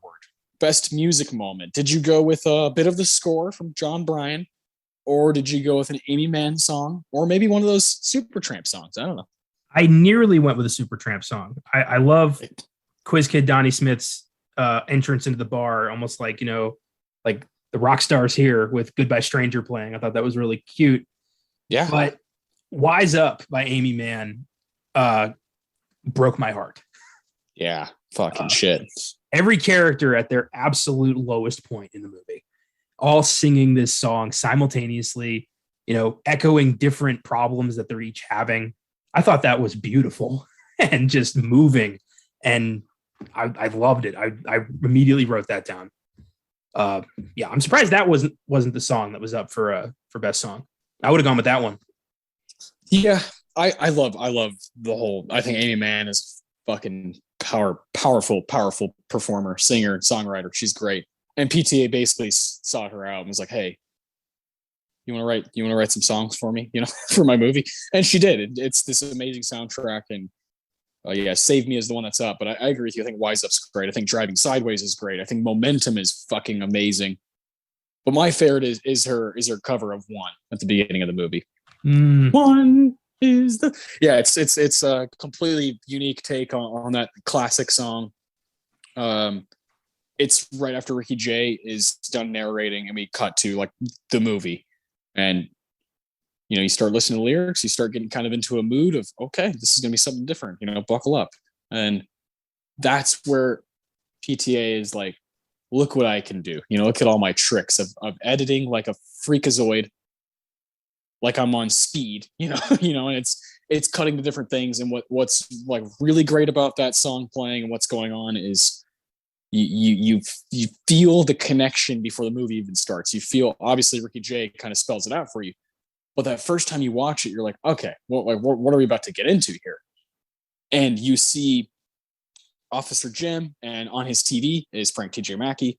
You see Stanley and his dad taking him to school. What's on the TV? Frank T.J. Mackey. And you're like, okay, these people are they're like, this is going to be a story of intertwining. This is going to be, these people are going through the same timeline. It's the same. It's a day. It's a day in the life of these people, and you start to feel that. And Amy Mann is like the perfect person to kind of bring that all together. But yeah, I think she's great. I've started to listen to her on my own because of this movie, and she's amazing. She's very up PTA's, kind of alley, in his wheelhouse of music that he likes. But the guy's so good at choosing music for soundtracks. I mean, Boogie Nights is, without the soundtrack, Boogie Nights would be so weird. It would be so odd if that movie didn't have the powerful soundtrack that it does. Because it completely abuses the music over and over and over and over. It's a movie about porn stars who are like constantly going and dancing, disco dancing. It's like they need music really bad to like keep things going. Well, I like how the music's basically the audience's cocaine in that movie. Yeah. Like you need that, or else reality is going to get really fucking dark really quickly. So without the music, with the music, it lulls you into a false sense of happiness of like, oh, this is funny, this is cute, I'm enjoying this. When in reality, like you're not really paying attention to the dark underbelly of this thing, just like the porn industry. That's fucking brilliant. So good. God damn it. Yeah, he's the man. And then like Licorice Pizza. The fuck, like, why didn't anybody use Paul McCartney the way he used Paul McCartney in that movie? Like it's just, and David Bowie, these just amazing artists that it seems like it's on the nose, but like, nah, PTA just has an ear for things, and he's great at it. Inherent Vice has an awesome soundtrack. One of my favorite soundtrack moments of any movie ever is when Neil Young is playing, and it's going back to kind of the past, the relationship that we're watching between Joaquin and Catherine Waterston, when it goes back to them just kind of running through the rain, and it's a journey through the past by Neil Young. It's like fucking genius. It's so good. He's great at that. So I do think that Magnolia, while it doesn't have a great Amy Mann soundtrack, it would be interesting to see Magnolia with a peer soundtrack of different artists throughout the whole movie. It would be interesting. I would watch it. I think the Supertramp playing at the bar, Brad the bartender, I have a lot of love to give. I love fucking what's his name? Fucking Klopek. I don't know, it's a real Henry Gibson, I think. Yeah. I love him just sure there as right. like, the old queen who's just like there every night to ogle the bartender and is just constantly giving Donnie shit for his sad, lonely existence. It's such a great like little role for him, but he kills it. Yeah, just fucking knocks it out. Yeah, you couldn't be more spot on with that. I love those scenes with William H. Macy. He's great. One of the funniest parts of the movie is when he just drives through the 7-Eleven, like straight into the glass. What the fuck was that? And then Alfred Molina fires him. You're like, Alfred Molina, look, he's back. Yeah. Like, where are we gonna get the money for the bracelet? You were gonna fucking ask me, weren't you? Yeah. This is bullshit. Oh, the timing. Solomon, give me another chance. So good. I love it. So yeah. So we both went Amy Mann there. You went with Wise Up, which is just great bit. And I went with One. So we kind of went. I went at the beginning. You went like towards the end. I love that. Philip Seymour Hoffman Award. Here we go. We got John C. Reilly. You got Julianne Moore, who's just going for everything in this movie. She's all in. PSH, Tom Cruise. There's like William H. Macy. There's like 8 or 9 you could make a case for. But who do you have? Oh, this was tough. Real quick, I do want to just say one of my favorite things of Anderson's 90s run is what he brings out in John C. Reilly. Yeah. You would never think, because like our generation, we watch Talladega Nights and Step Brothers, and it's like, oh, okay, this is what he does. He's shake and bake. He's fucking silly. No. The guy's got chops. Yeah, he's just doing that stuff to probably unwind from the dark shit he has to work with for Paul Thomas Anderson. But I just wanted to say that I did go with Tom Cruise. Same. In my mind, yeah, there's a case for everybody. But this is like his movie. It really is. And I know I did just basically take an hour and 40-minute shit on him with Cocktail on Beyond the Bad this past Friday. But that's that show. And this is the other show. Cocktail's fucking ridiculous. Yeah. Still $200 million box office for him somehow. Yeah, it don't matter. You give him, he's bartending, $200 million. If he's up in the air as a fucking pilot, $1 billion. If he's fucking Mission Impossible, $1 billion. Like the guy's just he's a rock star. But this is like, what happened to this Tom Cruise? Frank T.J. Mackey is such a layered character. You want to hate him, but he's so fucking tortured. You can't. Like where all this comes from, like you get it. Like, you would try to be the worst person you could be if life had done that to you too. Like it makes sense like how he became this way. And even, his seminars are hilarious. His introduction with the fucking 2001 music and like the spotlight. So that's PTA's ode to Kubrick for letting him talk to Cruise on set. That's fucking beautiful. I love that. Yeah, so cool. My God. Jeez, I hope I can, like, you know, I don't know, get him a bagel one time or something, so he like gives me a little something in a movie. Yeah. There's some extra named Connor, and I'm like, hey, that was for me. Yeah, he like combines our names. Connor Johnson. We'll take it. Jesus Christ. But yeah, Cruise is lights out in this film, and I love seeing the evolution of Frank T.J. Mackey from just, you know, self-help Tony Robbins douchebag, being interviewed, uncovering the childhood trauma, refusing to talk about it, talking to his father, and confronting all of his demons. That story is so cool. And, you know, that feels a little personal. And I wonder where like all that came from. With Cruise? With him and Anderson. I wonder like where all that came from. Yeah, I've definitely tried to figure that out. So there's like a famous story. A lot of people don't know if it's like totally true or not. There's a famous story where they were like shooting that scene between Robards and Cruise. And they like did some initial, you know, kind of like, okay. And apparently PTA was like, yo, like, what the fuck? Like, think about your dad, dude. Like, get into it. Like, I know what you have. Because Cruise has a troubled, you know, relationship with his father. And so, and it shows, it's shown throughout his career. It's like very obvious. Like he's clearly running from something. And it's gotten us one of the greatest movie stars of all time, but that's sad. And so you get what we get when he starts he's like, you stupid prick, like you cocksucker. He's like, I know you like that one, you know, like, shit. He's like, I wish you would fucking go away, you know, you asshole. Like, he's just going, like, just trying to like bury him while he's alive. I like, that's just that director actor thing where it's like, at some time, like sometimes you have to push people to like do their job. And like, while that's tough and that I could never do that, I'm not a person to ever do something like that, to like push someone to that nth degree. I mean, this is why we get what we get. You know, this is, you know, for as like shitty as some people like Kubrick, as for as like shitty as he has treated people or did treat people on set. Like, I hate to say it, but like that's the product shows by him being a complete conniving asshole throughout filming. We wouldn't talk about The Shining like we do without what he did, you know? And like, I hate that that's a reality. But like art takes like guts, like serious guts.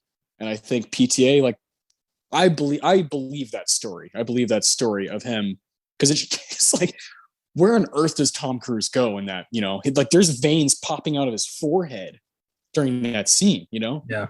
When he's looking at him, you know, he's looking at, and this is Jason Robards. Like, this is a legend that he's staring into. So he clearly like went blank and was like, that's my dad. I'm about to just destroy him right now. And we'll get the scene.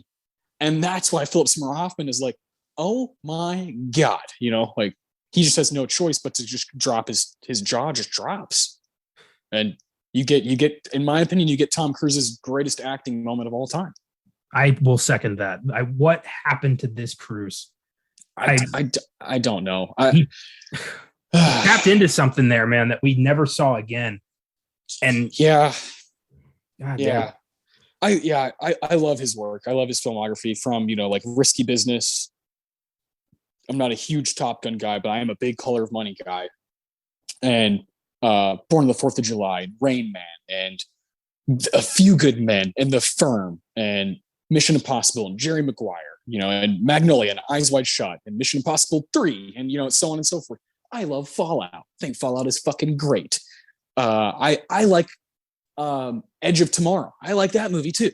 You know, like I think he just has like 20 gems throughout his career, but there's something about this Cruise that is like, what could we have gotten? You know what I mean? Like, what could we have gotten? Not just a movie star, but like one of the greatest actors like a Daniel Day-Lewis to live. I don't know. I think that if Cruise had valued his craft more than he valued his faith, I think we really could have gotten something amazing because it was, the master that destroyed that relationship. And that's just tragic. I wonder what they could have brought out in each other had Cruise been able to put that shit aside. Yeah, PTA was like, let me see what I can do here, just to ruffle some fucking feathers. Jesus Christ. Imagine him like, hey, Cruise, I got this great script I just cranked out. I'd love you for it. What do you think? And then just wait for the phone call. Yeah. and the phone call is something like what happens in Tropic Thunder. Yeah. Yeah. Yeah, man. Oh my God. Tommy Cruise. He's something else. We could talk about him. Anybody talk about him all fucking day.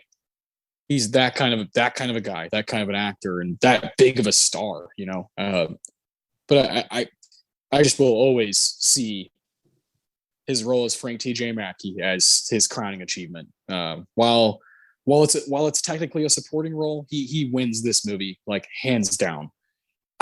In second place, I'd probably say John C. Reilly. I think he's amazing in this. I love John C. I love the cop character and the storyline and the kind of narrating he gives us. He's kind of like a voice of reason at times, and I love that about him. So, but I don't know. I mean, I've always been Frank T.J. Mackey. He makes this movie go to a different level. For me, runner up is William H. Macy. Okay, totally fair. I just love the idea of a gifted kid who got screwed over by his parents and left with absolutely nothing and is still holding on to the one thing he ever had that was important to him. Still calling himself Quiz Kid Donnie Smith in his 50s.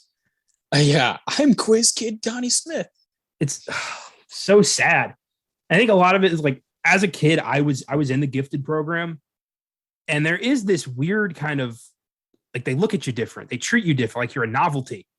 And I remember thinking, this is odd. Why am I here?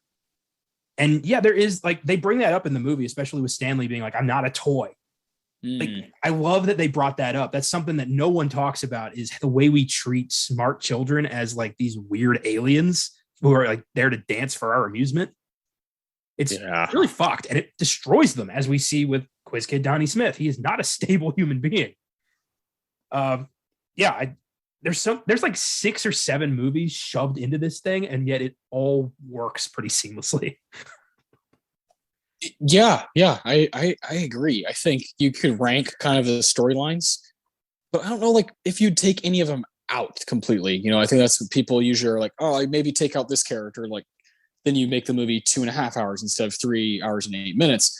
I'm here for that discussion, but until someone gives me a legitimate reason and logical, take this out, then the rest of the movie still stands as it is. I don't know.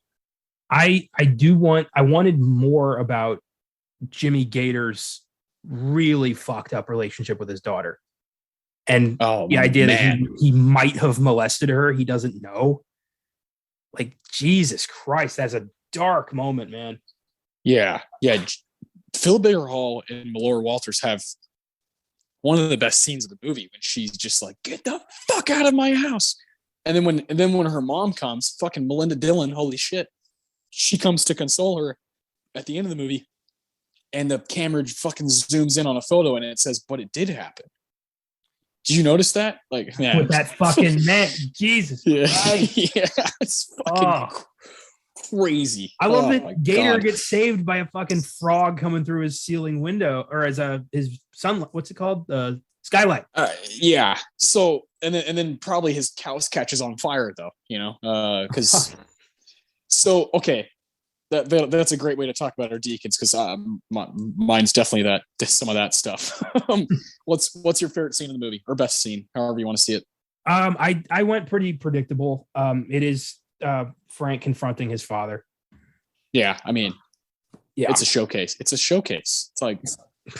beautiful. Here's acting. Yeah, here's acting. Yeah, from Frank just sitting in his car singing "Wise Up," debating whether or not he should go see his father, to showing up and being super aggressive to Phil. Yeah, fucking dog.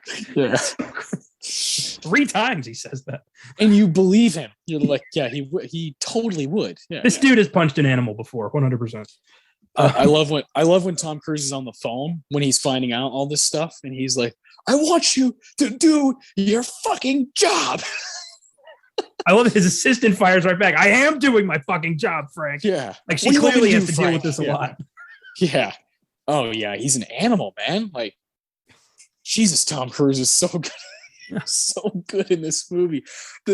When we first see him exit the stage and he's starting to get ready for the interview, and like his clothes are off, and he's like, "I'm like Batman." He does that weird like backflip like thing. Yeah. Jesus Christ! You can clearly tell there's a sock in his crotch. Yeah, just to make himself look a little bigger. Yeah. He's and his hair, like that was a choice. That was definitely a choice. His wardrobe was a choice. Oh yeah, I fucking love all of those decisions for Tom in this movie. We've been robbed. We've been robbed of more shit like this. I love when he comes back to the stage after the break, after he's been confronted by the reporter in his office game, and he's like, "Turn to page 23 in your blue book." Like, and he's like, "Fuck!" And he flips the table. He's like, "Your white packet. I want your white packet, page 23." It's like shit. I love when he's like, "Men are shit." He's like, "What? Men are shit. Isn't that what they tell us?" You know, he just goes on that rant where he's like, "Mommy wouldn't let me try out for soccer." Like, dude, Tom Cruise, you have outdone yourself, my friend. And then he gets real with the whole, I will not apologize for who I am. Like, he's talking to his dad right there, straight up. Like, that's when I think for me, that's when he decides, I got to go confront this prick. Yeah. And it starts now. Yeah. And when he does, and he just, like you said, he vanishes and he just taps into something and becomes is in the moment and just flips out and starts sobbing at Jason Robards' bedside. I'm like, I've never seen this Cruise before, and I never did after. Yeah. So I damn it. Yeah. And what's the funniest thing about all this is he lost to Michael fucking Caine in the Cider House Rules. Like, we are going to talk about that a lot in a bit here. God, that is what's just fuck? A fucking joke. That's a great Deacons. I do think, like, for a proper scene, that is the best. I figured you would write that down, so I would like to go into the frogs. Pretty ambitious, I'd say. Having raining frogs kind of end your movie, but man, I think it's weird. It's creepy. It's somehow makes sense in this story, and Paul Thomas Anderson wrote that into the movie, and then he had a friend read his screenplay, and the friend was like, "Hey, like, this is like from the Bible, right?" Like, and PTA is like, "Fuck."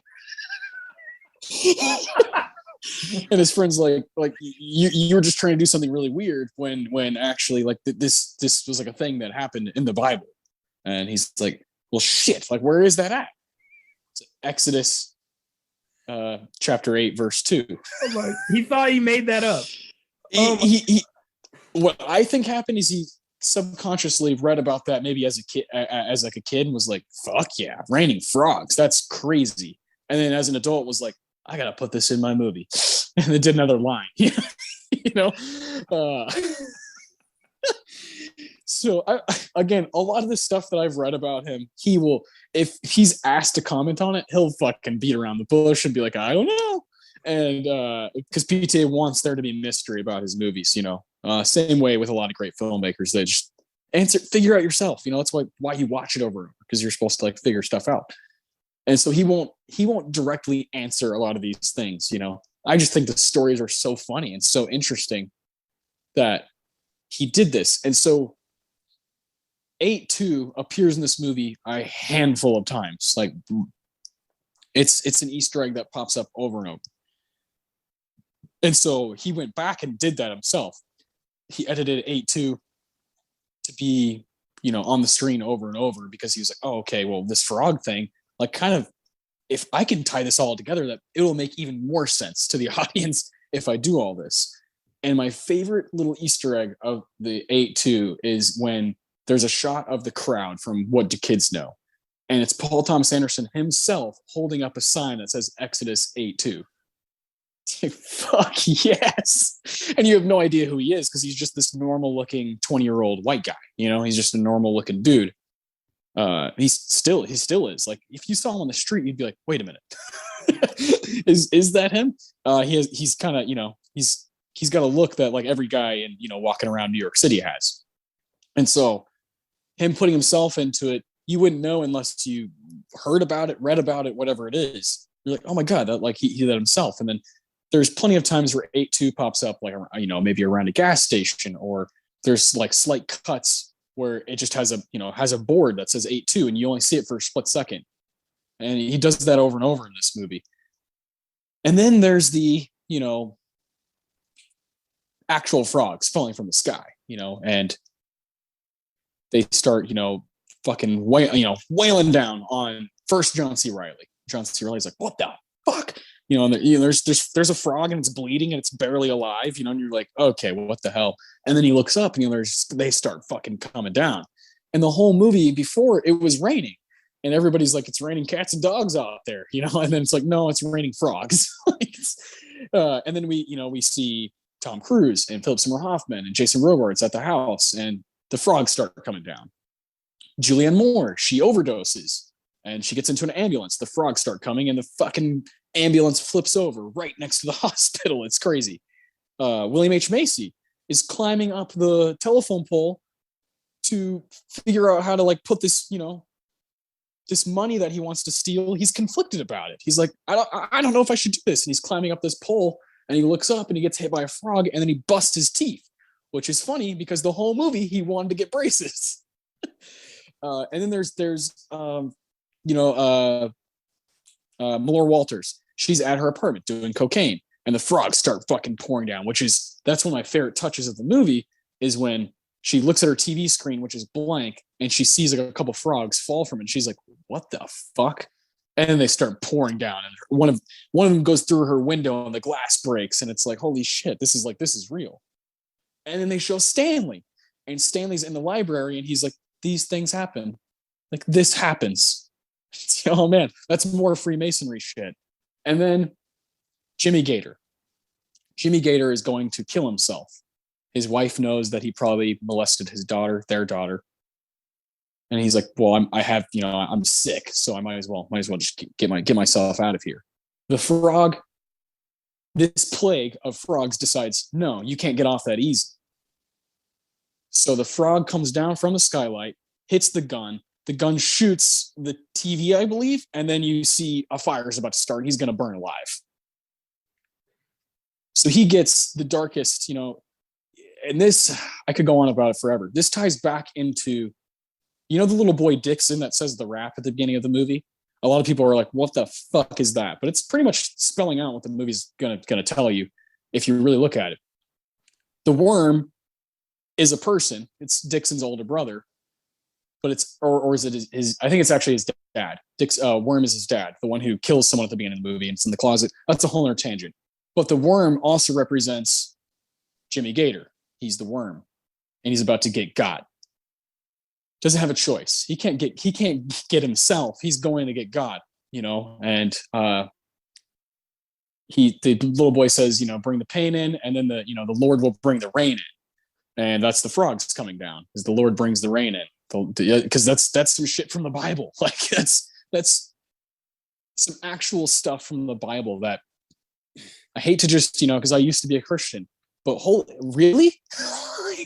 like really? I think putting that in the movie, if you don't know about that stuff, if you don't have a background of religion and really believing religion and really believing this, honestly, this nonsense, then the movie will kind of lose its touch a little bit at the end. You're like, what? Like, this movie was so raw and so real, and then these frogs start falling out of the sky, when really it's like, no. The most like popular religion in the world believes this happened. Believes that this can happen, that these things do happen. And like, that's genius to me. That's like incredible storytelling, incredible filmmaking. And it shows PTA is like, I don't really care if you don't get it. I'm going to make the movies I want to make. I don't really care if they make a lot of money in the box office. I'm gonna have fun, I'm gonna be proud, and I'm gonna move on with my life. And that's like one of my favorite attributes of his. He could, after doing Boogie Nights, he could be like, yeah, I'm gonna make like a gangster film that people will just like. He's like, no, I'm gonna like make a wild movie that intertwines different lives in San Fernando Valley. That talks about regret and love and loneliness and religion and these different things that we kind of just hold true to ourselves. It's crazy. It's brilliant. And that's definitely my Deacons, because it's like, who has the balls to do that? Fuck, man. I didn't even think about the rap, but yeah, it is this. He's telling you exactly what's going to happen. And Jimmy Gator being punished. I completely blanked on the fire, but yeah, he's going to die a much more painful death for what he did. Yeah, he's like in hell now. Yeah. I had it in my mind. I don't know if this came up at all in fan theories or Anderson, but I got the vibe that he also molested Donnie Smith. That's definitely in the air. Yeah, for sure. Yeah. I mean, and who else? What other contestants? Yeah. Maybe Stanley, because when Stanley questions him, he's like, what about that, Jimmy? I'm talking to you. And Stanley like looks him in the eye, and Jimmy's like so fucking drunk all the time, and he's like, well, I'm not sure, Stanley. Just like Philip Baker Hall puts in a shift in this movie of, oh, beloved old guy who's dying, who's like, on his way out hosting this TV show, to just fucking horrible, heinous animal. It's incredible. That shit happened in England. Like there was a guy, like he was like a comedian or a talk show guy or something, who was revealed to have like molested a lot of children. I think like that actually happened. I got to look up the true story of that, but I remember seeing something about that. I wonder if Anderson read that and was like, I'll throw that into my movie. Yeah. But yeah, I love the biblical stuff. I think it's interesting because I don't have a background in religion at all. Anything I know about, the Bible and God and the devil, I learned from watching 15 seasons of Supernatural. So wildly different experience. But I didn't find, usually, me, I need an explanation for shit in movies. That's a big peeve of mine. But I didn't give a fuck about the frogs. I was just enamored. I was just like on board. At that point, if you're not in, like, what are you doing? That's fair. That's totally, that makes sense. Yeah. And I just thought it was horrific and freaky and a really good, realistic depiction of what would happen if a shit ton of frogs fell on the San Fernando Valley. Like, that was frightening. They were exploding. Some of them were still alive. Yeah. It's scary. Well, and then you have his gun falls back from the sky. Yeah. And that was like, the most interpretations of that, and how I interpreted it right away, was that is Jim getting back his, yeah, it's a gun, but like that's like his life, is being a policeman, and he's dedicated to it, and he's trying his hardest to be a good policeman. And that is him being rewarded for doing the right thing. That's him being, here you go. It was taken away from you, and now it's being given back to you because you quite possibly could like save this guy's life. This Donnie Smith, like you're like trying to care for him while nobody else did. So I think that's how most people have interpreted that. The gun falling back after all the frogs stop. And you have that genius little, narration from John C. Reilly where he's like, this is a 24-hour job, and the tough part is making that call. The tough part of walking down the street. It's just like, fuck, this is so good. John C. Reilly is awesome in this. I love his character. The solo cop roaming, North Hollywood. Like it's just genius. Great stuff. The way I interpreted that was that after Donnie Smith, gets the reconstructive surgery on his teeth, thanks to John C. Reilly's like friend who works in oral reconstructive surgery. Imagine that. Yeah.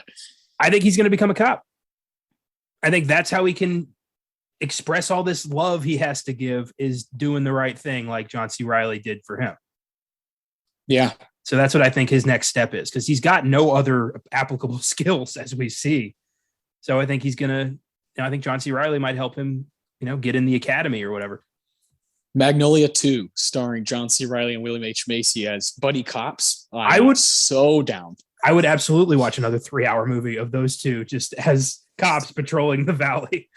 So would I, my friend. So would I. So good. So good. I fucking love this movie. it's great. I wrote down like years ago, maybe like 3 or 4 years ago, I wrote down the rap on paper, right? Dixon's rap. And I was like, okay, this has to mean something. and I tried my hardest, and I got some of it. I think I nailed some of it. And I was like, okay, like that makes sense. I see he's talking about the different characters in the movie, like what we're about to see, because it's early on in the movie. And then I was on Reddit one day and I was like, oh, this guy fucking nailed it way better than I did. this guy, like, I got a couple of the lines I like understood, and I was like, okay, this is what this means. But this guy got like every single one, and it is amazing. When I read it, I was like, I need to meet this guy. he dissected the shit out of that rap, and clearly has seen the movie a handful of times, and just, it's beautiful. It's one of those movies that has a community of people who love it so much that they're just like, I'll talk about it all day. We can figure out, or we can never figure anything out. Either way, let's have some fun talking about a great movie. And I'm all about that. Like, I'm so into it that when I find someone who has seen it or likes it or whatever, it's going to be a good day. I can tell, man.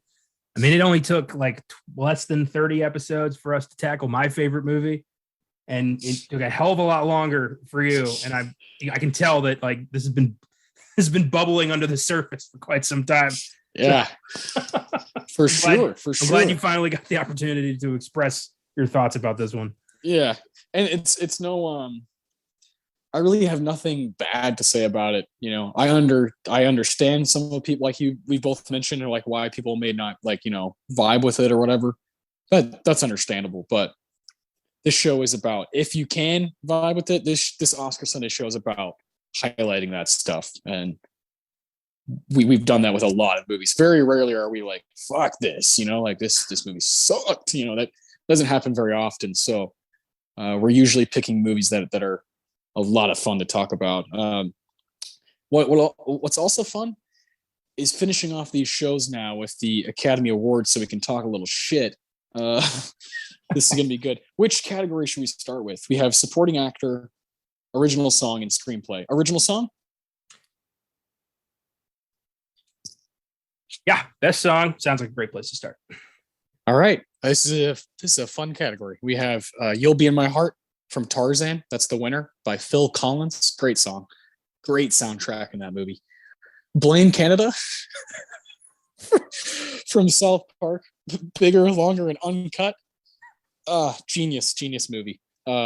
Music of My Heart from Music of the Heart. Haven't seen that movie. I think that's Meryl Streep performance that was nominated. Yeah. Mm-hmm. Then we have Save Me from Magnolia, and When She Loved Me from Toy Story 2. Oof. It's not a, besides, Blame Canada, hell yeah. But these are some sad fucking songs. These are, yeah. I've seen all 5 of these movies, and that's awesome. I didn't expect that. Music of the Heart is good. It's a little, cheesy. It's Wes Craven's one drama. And it's about like Meryl Streep's like a violin teacher who goes to the inner city schools and teaches these kids how to play the violin. So it's got a bit of a Dangerous Minds vibe to it, but it's not terrible. I don't remember that song though, so that's not a good start. Yeah, that's great. To me, I give it to Phil Collins. I love You'll Be in My Heart. The Tarzan soundtrack is fucking gold.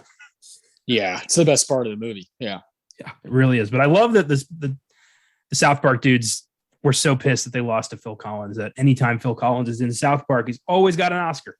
Yeah, genius touch. Yeah, this is right. I do think Tarzan, if we were doing best, we have best score, which is a different kind of conversation. But if we were to have best soundtrack, I think it also goes to Tarzan. I think it's completely lights out. I do love When She Loved Me that plays over, it's Jesse's big moment in Toy Story 2. It's so sad. Fuck, man. Like some brutal stuff. And Save Me is kind of like it's gonna be okay, but also like fuck me type of song. So this is a good group. Yeah, there's a weird theme of abandonment going on in this in this category. And then you got fucking, Blame Canada. Yeah, which it's a fun wild card to have in here. There's one we could do down the road, the South Park movie. Oh my god, I own that. I think that'd be great. Yeah, I really like South Park. I don't watch it like a lot. I'm more of a, I don't know if this is the same. I'm more of a Simpsons guy when it comes to kind of that kind of longevity cartoon that's a little bit out there, a little bit more adult. I've always been a huge Simpsons guy, but South Park is funnier. It's more ridiculous and fucked up, and for that I have to always give it its flowers. I used to be a big Simpsons guy. I think that show has outstayed its welcome by a couple decades.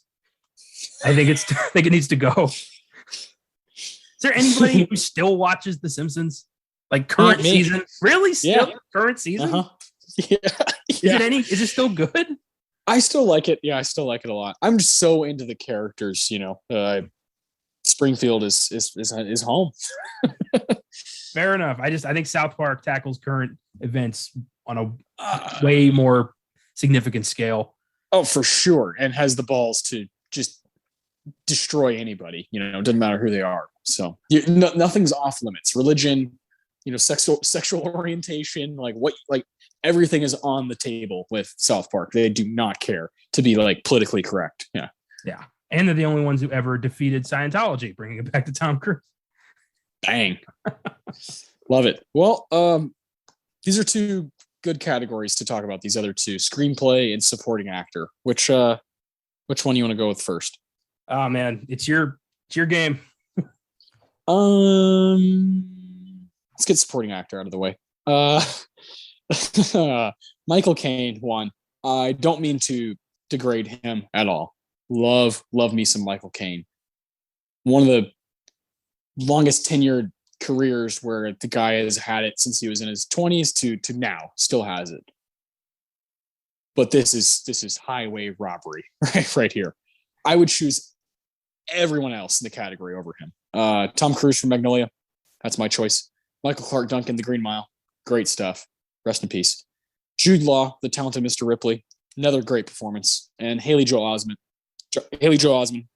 The Sixth Sense, a massive role when it comes to pop culture, when it comes to horror, when it comes to genre movies. I would have been okay with him winning. But Michael Caine is not even trying. He's not even trying in Cider House Rules. It's sad because he has so many other roles that he, could have won for or whatever. This just feels like he's great, so let's give him the gold. And it's like, okay, so clearly you didn't watch the Tom Cruise scene that we've been talking about all night. Clearly you didn't watch The Green Mile at all. Michael Clark Duncan is incredible in that, and clearly you didn't see the kind of suave, sexy, incredible performance from Jude Law in Talented Mr. Ripley, and you don't recognize that a child is putting in a better shift than Michael Caine. So it's one of those frustrating ones. I think it's very, very clear that he's the fifth in this, in this category. And there's so many others out there that deserve it over him. I'm with you 100%. Michael Caine in the Cider House Rules is almost laughably bad. I mean, to me, you don't win an Oscar if you can't get rid of your accent. I mean, if you're going to play a Cockney Maine guy, then no, you don't deserve to be in here. I mean, I love Michael Caine, but this was, and he already had an Oscar. That's the weird thing. It's not a career Oscar. He had one. So what is this? Yeah, it's just a fucking, gimmick. Stupid. This is the shit. This is the the stuff we have seen over and over through the Academy's, history of, like, did you watch the movies? No, you did not. Nope. You did not. It's very obvious in some of these categories. Yeah, it's insane. I would go to bat in terms of replacements. I would go to bat for Doug Hutchison in The Green Mile. Hugo Weaving in The Matrix. Oh, yeah. All right. Yeah. I think a funny one would be John Malkovich in Being John Malkovich. I think he does a great job playing a completely bizarre version of himself. Just for the dream sequence, the Malkovich. That for that bit alone, he should have gotten it. Yeah, no, that's a great call. That's fantastic. I didn't even really think about that, but that's perfect. Who else? I mean, there's so many. I mean, I don't think anybody's ever gotten an Oscar nomination for playing themselves. I don't think that's ever happened. Surely not. I mean, Magnolia. You could go Philip Seymour Hoffman, William H. Macy, Tom Cruise, John C. Reilly. You could just pick 5 Magnolia. They're way better than Michael Caine. You could fill this whole category up with just Magnolia, which would be fucking amazing. Fuck. Because none of them are lead performances. There's not one person who just dominates the movie. Chris Cooper, American Beauty. Oh yeah. God damn, Chris Cooper is lights out in American Beauty. I think we talked about this when we did American Beauty. We were both kind of like, wait, Chris Cooper has been nominated, but what, like, he's not someone who's been missed completely. Well, why not? Maybe his best role ever. I don't know. Yeah, I don't know. There's a lot of positives on this Oscars, but there's also a lot of fuck ups. Oh yeah, extreme, which is why it makes it fun to talk about, right? Is, yes, some of the movies represented are very good, but some of the winners, whoa. I don't know, like best adapted screenplay. The Cider House Rules, really? Over the Insider, or Talented Mr. Ripley, or The Green Mile? Frank Darabont, genius stuff. Come on. Yeah, what was all this love for the Cider House Rules? Like, it is Oscar bait to the core. This is one of those movies that if someone who hated the Oscars watched it, they'd be like, "That's why." And I'd be like, "You're right." I can't argue with that. It is not my kind of movie. I remember watching it and being like, "This is fine," and then talking about it and being like, "That wasn't fine. That wasn't good. That was not good. Below average." To me, it's just, it was good. I liked it, but the more I thought about it, the more I was like, did I, or was I tricked? Like, yeah. And it's never going to, like, affect me ever in my life. I'm never going to be like, have you seen the Cider House Rules? Tobey Maguire going for it. That's not happening. That's not happening ever in my life. Whereas I could be like, The Insider, Al Pacino, holy shit, going toe to toe with fucking Russell Crowe, Russell Crowe is on a run here. Insider, Gladiator, A Beautiful Mind. Fuck yeah, I don't know. These other movies are just better. They mean more to, like, the cinematic conversation. Yeah, I agree, and I think that should play into it. I don't see how that would ever play into it in picking films for the moment, because, like, in the moment, in '99, they don't know the longevity of these films. But it'd be great if they had some sort of crystal ball or something that could tell them, like, people are going to be talking about this one, but not this one. So I don't know if we've ever talked about this. Maybe we have. One of my favorite writers, Bill Simmons, and he's a great podcaster in his own right, usually about sports. And he's credited for making. He's been podcasting since, like, 2007, and he's a guy who really paved the way. He was a total trailblazer for making it kind of the medium that it is today, where it's like a profitable, real medium. And he's always said with movies, because he likes movies too, and he loves the Oscars. Like, he wants to love the Oscars the same way we do. He's always said, why not wait 3, 4, 5 years to do every ceremony? So say 2015. The 2015 Oscars are all about the 2010 movies, because we've given them life. We've given them a place to breathe and a place to become what they are. You still would have the Oscars every year. You're just covering years from the past, where it's like not this it's not this thing where it's like, oh, this movie just came out. It came out in December. And, the voters are like, recency biased. Okay, this movie, this is the one that won. It's more like, all right, what movies have actually made an impact since 2010 or whatever year it is, In my opinion, if you did it that way, The Matrix would be there. It would be very clear, like, wow, people love this movie. There's no real question about it. Doesn't mean you have to go with all popular movies, but that shouldn't matter. It should matter if they're relevant to people who like movies. That's a very interesting idea. Huh. I have mixed feelings about that. Me too, because I'm like, I don't know. Like we've been doing this for 90 plus years, Yeah, it would never fly at all now. No. But, back in the day, they used to do it for 1928 and 1929 films, and they started out kind of doing that, something like that. Yeah. Be interesting to see what, take this year, for example, what from this year so far would we still be talking about that, about it in 5 years, or do movies even have that anymore? Okay. That's another amazing kind of branch off of that is what do we have? No Way Home. Longevity's dead. No Way Home and Dune. Are those the two movies that people are going to still talk about from 2020, 2021? Probably. Yeah. I've already kind of blanked out on a lot of those. It's wild. I'm never watching King Richard again. You know what I mean? I don't know how many more times I'm going to see Coda again. I don't know how many times I'm going to watch. Honestly, I love The Power of the Dog. I don't know how many times I'm going to watch that again. For me, it's Licorice Pizza, obviously, but it's like that. That's because I'm a fan of the creator. Yeah.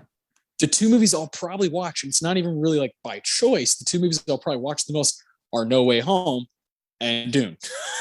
They're these two movies that are a part of a franchise. Dune's going to be a franchise now, and are fucking good. They're good movies. They're entertaining. They do their job. They get you going. They get you excited for movies. So that's a scary place to be, right? Is where we don't have 5 movies from 2021 that we would be down to just keep talking about for the next few decades. Here's another question. Do films that are not part of a franchise even have a chance at longevity anymore? It would have to be like Get Out or The Social Network or a Tarantino film, or you know what I mean? It would have to be like Buy an Auteur. It would be one of those special things. Who else is even in that category? I don't even know who's in that anymore. Yeah. Noah Baumbach, maybe Greta Gerwig, maybe Jordan Peele. These new up and comers who are going to start taking over, and then of course we still have the old guard of Quentin Tarantino and Spike Lee and the Coens and Paul Thomas Anderson and Wes Anderson. But it's not what it once was. It really isn't. It's just not. People. And I have so many friends that I talk to at work, acquaintances, friends, coworkers, whatever, all the above, where it's like when Doctor Strange came out, everyone was talking about it. And I'm like, have you seen The Northman? And they're like, no. And I'm like, oh, and it's like, I don't want to throw shade at, because Doctor Strange, it's an entertaining movie and a lot of people liked it, but man, what happened to the small what happened to the small guy that was like, hey, I'm still in the room too. I'm right here. Where are those movies going? What is the conversation? Are they all going to be box office failures? It's fucking crazy. Well, even the big ones, as soon as, as quickly as Doctor Strange came about, it was like, all right, now give me the next one. And now everyone's talking about Top Gun. And as soon as that's gone. Yeah. And Stranger Things and Obi-Wan and Top Gun Maverick. And it's like, oh my God, all of that came out this weekend, is out now. These two fucking huge, tentpole shows of the year. Stranger Things season 4 and the new Star Wars show starring fucking Ewan McGregor. I get it. And Top Gun Maverick, a movie that came out 35 years ago. It's whatever, it's a sequel or whatever it is. And that's all this weekend. And the next weekend, I don't know. 5 more things are going to come out. The news. I don't know what the word is for it, but the cycle that we have of stuff is so fast. It's dangerous, in my opinion. Yeah. You see why I had to stop doing the sneak preview? Yeah. It was every episode was becoming irrelevant within a week. There was no bite to it anymore because you can't keep up that fast. It's impossible. You can try, but it's going to fuck you up. And, I like staying back here in the past where it's cozy and warm and I can reflect a little bit. It's like a fucking warm blankets being wrapped around you when you get to talk about the Coens, Yeah.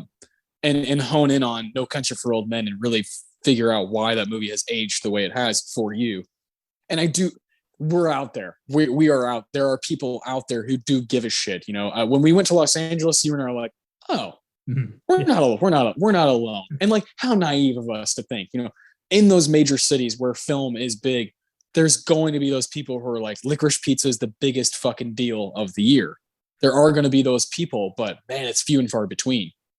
I love how you say for you, because it is every film is subjective, and I don't want anybody to ever lose that. Like, what The Northman, for example, means to you might not necessarily mean the same for me or the same for Caleb. I think it did, though, pretty universally. We all fucking loved it. But yeah, fucking A. But I do think that's important. Yeah, and I am still going to see these movies. I'm still going to go see all this stuff. But now I'm going to not have to do an immediate podcast on it in 2 days.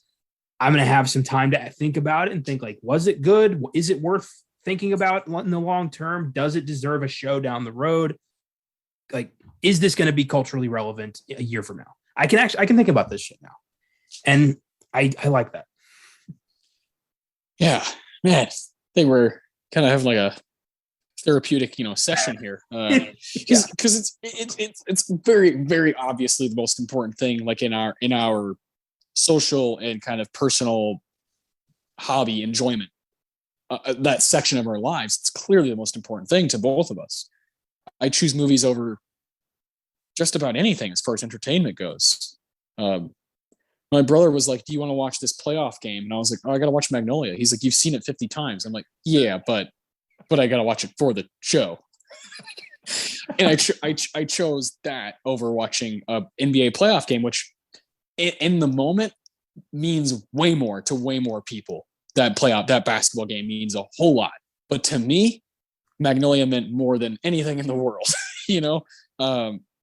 So that's just kind of like finding that and finding those people that also have those moments.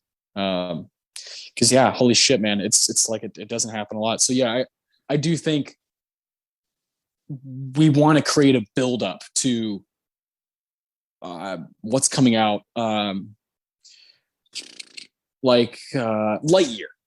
There's a sincere build up for both of us for that. And a lot of fans alike, and a lot of kids, and a lot of families. There is going to be that week where I'm like thinking about Toy Story a lot, and thinking about Buzz Lightyear, and thinking about Pixar. That's going to happen, and that's beautiful. That's wonderful. I just don't want it to end after like 2 days. Yeah. Well, I love that we're getting kind of an example of this, blockbuster versus auteur thing in a couple of weeks, where we have Jurassic World Dominion versus Cronenberg's new movie, Crimes of the Future, which I intend to see both and thoroughly enjoy both. But, not a lot of people have that luxury or even give a shit about Cronenberg.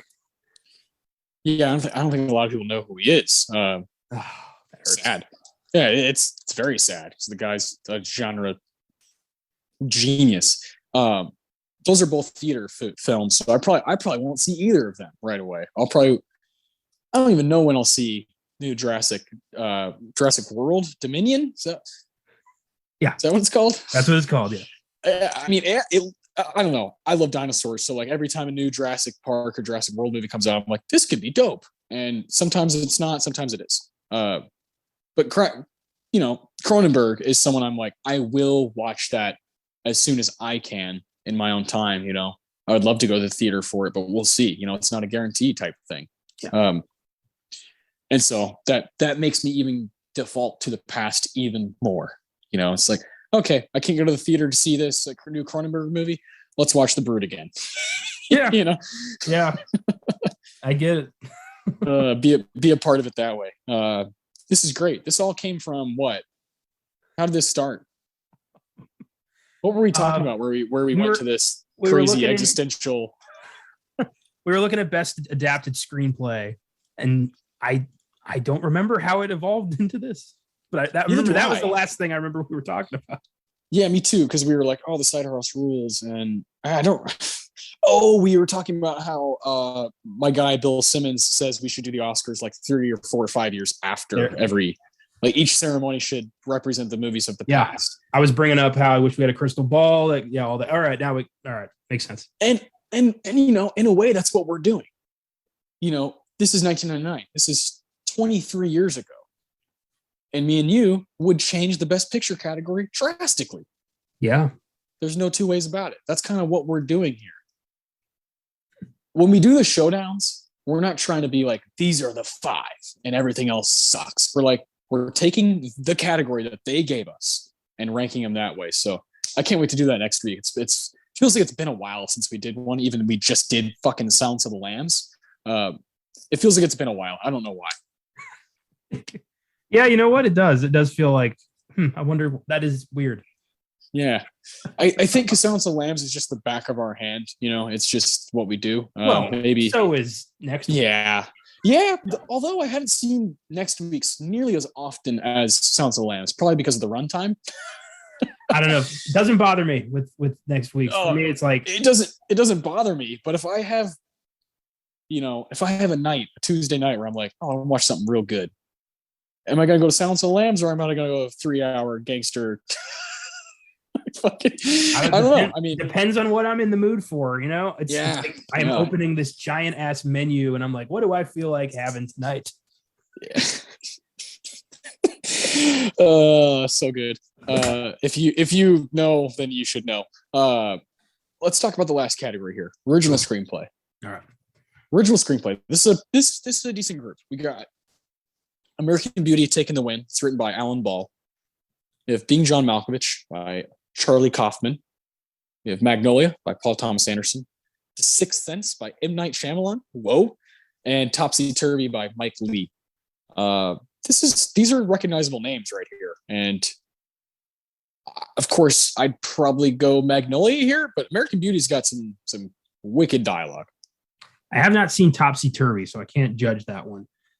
It is still weird to me that the phrase Academy Award nominee M. Night Shyamalan is a phrase that exists. But I get Sixth Sense. Like, I wish he'd kept that level of momentum throughout his whole career. He could have been one of the greatest filmmakers we'd ever seen. Yeah. Nope. He went the other way fast. Yeah. I got a funny story to tell you about the movie Old and my dad when we're done here. He called me yesterday and I'll be like, what the fuck? So remind me of that when we're done here. Yeah. Dad, you should have known. American Beauty is a tight, great screenplay. Also about kind of, regret and not living your life the way you should. Interesting theme going. Yeah. But I feel like if they were ever going to give a screenplay win to Anderson, it probably Magnolia probably would have had the best chance. Oh boy, that's tough. I don't think it's the one he necessarily should have won for, but I think it's the one that the Oscars would have had the most reason to give to him. That's fair. I hear you on that. I thought he had a good chance with Licorice Pizza, but I'd say Magnolia is probably right up there at the top because Boogie Nights was up for screenplay as well, I believe. Yes. Who beat him for Licorice Pizza? Coda was adapted. Kenneth Branagh. Yeah, Belfast. Okay, yeah, I'm okay with that. Yeah, I'm not, but Kenneth Branagh though, it was a long time coming for him. PTA will get his one day. One day he'll get something. I hope so. He deserves it. He's written more amazing screenplays than most filmmakers have in their entire careers. Yeah. He's like one of those guys where his worst movie is better than a lot of filmmakers' best movie. What is his worst movie? Hard 8. but it's Hard Eight's great. It's just it does not, like, I love Hard Eight, and I think Philip Baker Hall and John C. Reilly are fucking incredible together. One of probably my favorite Philip Baker Hall performance, but it's restrained. You can tell that people were like, you're like 25 years old, you don't know what you're doing, you know. Which like, I mean, yeah, when you're that young and you're like, hey, I got this ambitious movie about, you know, gambling, they probably want, you know, let's pull it back a bit. And then he does Boogie Nights, and their production was like, hey, chill out. And he got made, and people loved it. And then he was like, now give me free reign. And then he makes Magnolia. And they're like, fuck you. You can't be doing this shit. And he's like, I'll find elsewhere. That's funny as all. But I'll give this to Magnolia. I think it's how he juggles all those characters in this ambitious movie and makes it all make sense. And there's not a boring piece to this. That's incredibly, like, impressive. So that, yeah, I'll give it to him. Yeah, it's jam-packed. Even for 3 hours, it's jam-packed, and it's moving. There's a lot of stuff said and a lot of, like, huge, big, like, movie moments of dialogue. So, and there's also some great just fucking tomfoolery type, you know, just we're just fucking talking, you know, we're just shooting the shit. And even that stuff is really good, and credit to the actors for doing their job really well in that movie. All right, so there's our 3 categories. We definitely think Cruise should have won. We definitely think, not definitely, but we think PTA probably could have taken a win over Alan Ball, even though that's a good screenplay as well. And I love the Being John Malkovich screenplay. That one's super unique. And then we both agree with Phil Collins winning best song. Yeah, I do just want to real quick. I wonder how Kaufman pitched Being John Malkovich. I don't know. I don't know. And where that movie ever would have gone if Malkovich had said no. Like, would he have picked a different actor and tried to repitch it, or would it just been like, this is dead, it doesn't work without Malkovich? It has to be Malkovich. Oh, Christ. I don't know, man. He probably just would have done an adaptation and, like, written a movie about him trying to sell Being John Malkovich. Totally okay with how it worked out, you know? Yeah. Oh, man. Yeah, that's a great movie. That'd be a lot of fun to do on here. Yeah, there's some gems. There's some gems from 99 that we could do on this show. Well, it's been a nice, meaty episode. Still not 3 hours and 8 minutes, but, you know, we can give it our best. Next week, my God, we're doing a movie almost as long. It's 2 hours and 55 minutes. 1972. If you know, you know. We've been beating around the bush here for the last 10 minutes. 50-year anniversary for arguably the greatest American movie ever made, The Godfather. Just destroyed at this Academy Awards. Destroyed. Cabaret was also doing mighty fine at that ceremony, but Godfather comes out on top. It's the movie that's always going to be remembered as having Godfather and Godfather Part 2 both winning Best Picture just 2 years apart. And then Godfather Part 3 somehow was nominated for Best Picture. I don't get it, but I think it was just because of the name. Yeah. This movie is rated number 2 on IMDb. It's one of the most memorable, you know, classics that we've ever had, you know, in the history of movie making. So it's been a long time coming. This one is, would you say this is our biggest movie we've done? I mean, it's got to be, right? Like, as far as bringing all of it together, Oscars, movie making, cinephiles, you know, all these conversations that we like to have, you know, Francis Ford Coppola, Marlon Brando, Al Pacino, you know, all these amazing people that are involved. And because it did so well at the ceremony, I feel like this is like the biggest episode we could possibly have. In terms of cultural significance, this is, I think, as big as we've gotten yet. And it really, it really does, you know, it ties it all together. We could talk about the film's cultural significance, the film's Oscar significance, the ceremony, all these incredible performers, Francis Ford Coppola. Like, this is the big one. Yeah, it's a big deal. It has 1, 2, 3, 4, 5, 6, 7, 8, 11 nominations, 3 wins. Let's just for the fuck of it, Francis Ford Coppola, Best Director. We're going to talk about that. Al Pacino, Best Actor in a Supporting Role. James Caan, Robert Duvall, all in the same category from the same fucking movie. Incredible. Marlon Brando won for Best Actor in a Lead Role. Did not attend the ceremony. That's a famous thing we'll kind of cover next week. Best Picture it won, obviously. Best Screenplay, Adapted Screenplay. We're going to get into it. And because it's a showdown, I have already watched Sounder and Cabaret. I still have to watch The Godfather, rewatch The Godfather, rewatch Deliverance, and The Immigrants, that long ass Swedish movie. It's like 3 hours or something. I gotta watch that too.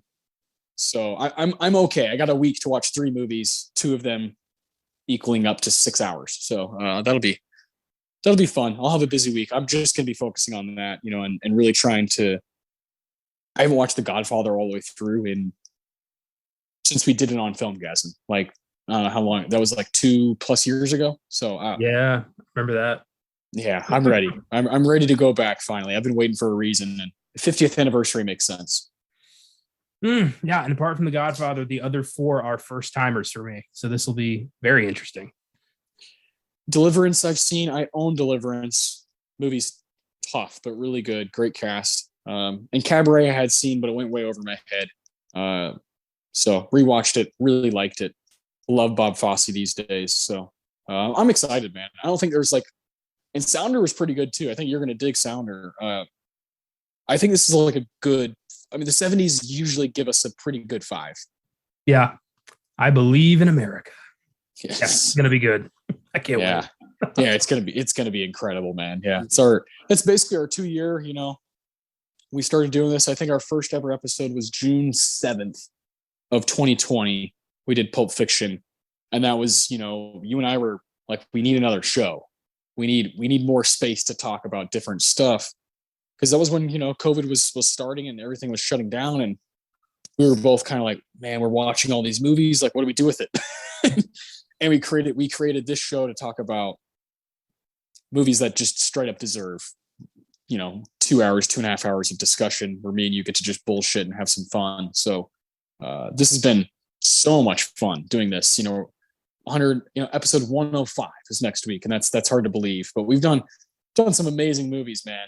And the catalog's going to keep growing, keep getting better and better. So Godfather is going to add kind of a true relic to that catalog. But that's not all we're doing. Sneak preview is officially is done, correct? Yep, we canned it. It's over.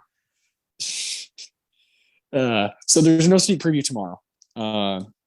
And for any listener who maybe didn't hear you kind of explain it, we want to kind of use Oscar Sunday, Filmgazm, and Beyond the Bad to their fullest. We want to just go all out on those, talk about movies from the past. But when something does come out that we do want to talk about a little bit, that there has been some buildup, like Lightyear, we're going to be doing probably a fucking Toy Story movie on Oscar Sunday. So we can talk about Pixar, talk about Buzz, talk about Woody, and then maybe talk a little bit about Lightyear, because we probably will have both seen it. Yeah. So we're gonna like combine them all, and make them make sneak preview kind of interchange with all these shows that we already have. So it'll be I think better to do it that way. We can hone in on what we actually want to hone in on, and give it that respect. I believe all movies deserve something, but we're only 4 or 5 guys. We're only 4 or 5 dudes here trying our hardest to make content while we also have our personal lives. So this is the way to go. And on Filmgazm, like Doctor Strange comes out, we'll do fucking Army of Darkness on Filmgazm and talk about Sam Raimi and talk about Doctor Strange on there. It'll be that kind of stuff. Just kind of letting the conversations go where they need to go on each show. And if we need to implement current stuff on there, we will. That's just the best way to go for us right now. Yeah. The spirit of the sneak preview will live on in our remaining 3 shows. Because after all, as the book says, we may be through with the past, but the past ain't through with us. So, yeah. Hey, man. Welcome to the cult. We're going to keep the spirit going. We're going to keep making these 3 shows as epic and awesome as we can. And of course, it's not like we're going to stop seeing current movies or reading current movie news. And when something happens, when something's worth talking about, we'll talk about it. Yeah, straight up. That's exactly right. When we see fit. Filmgazm, though, this week on Wednesday, what are we doing? We're doing a little film called The Void. Very nice. Recommended to us by our new guy, Colton Jenkins. Very excited. He wanted to go Lovecraft, and this is what he chose. I have not seen this film yet, but I've heard it's quite a trip. Yeah, so. It is. Yeah, that's right. It's a trip. So can't wait. Yeah, that's something. And then Beyond the Bad. Beyond the Bad, coming off of some Tom Cruise hate, we're gonna start. We're gonna chide John Carpenter a little bit with 2001's Ghost of Mars.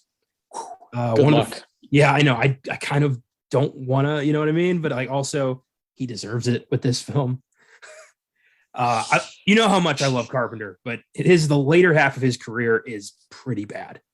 And Ghost of Mars should have been amazing. But the studio stepped in and said, you cannot make another Snake Plissken movie. And he said, fine, then no one's going to like this. And there we are. Oh, man. Yeah, I just don't think I have it in me to talk because even if you give one great movie that I love, I'm gonna have a hard time turning my back on you. It's gonna be hard to. I mean, Caleb and I both absolutely adore Carpenter. Yes, yeah, so that's it's not gonna be the same kind of hate we gave Tom Cruise, which this is somebody we like, somebody we respect. So we're still gonna be harsh, but we're not gonna be mean-spirited harsh like we were with some other people.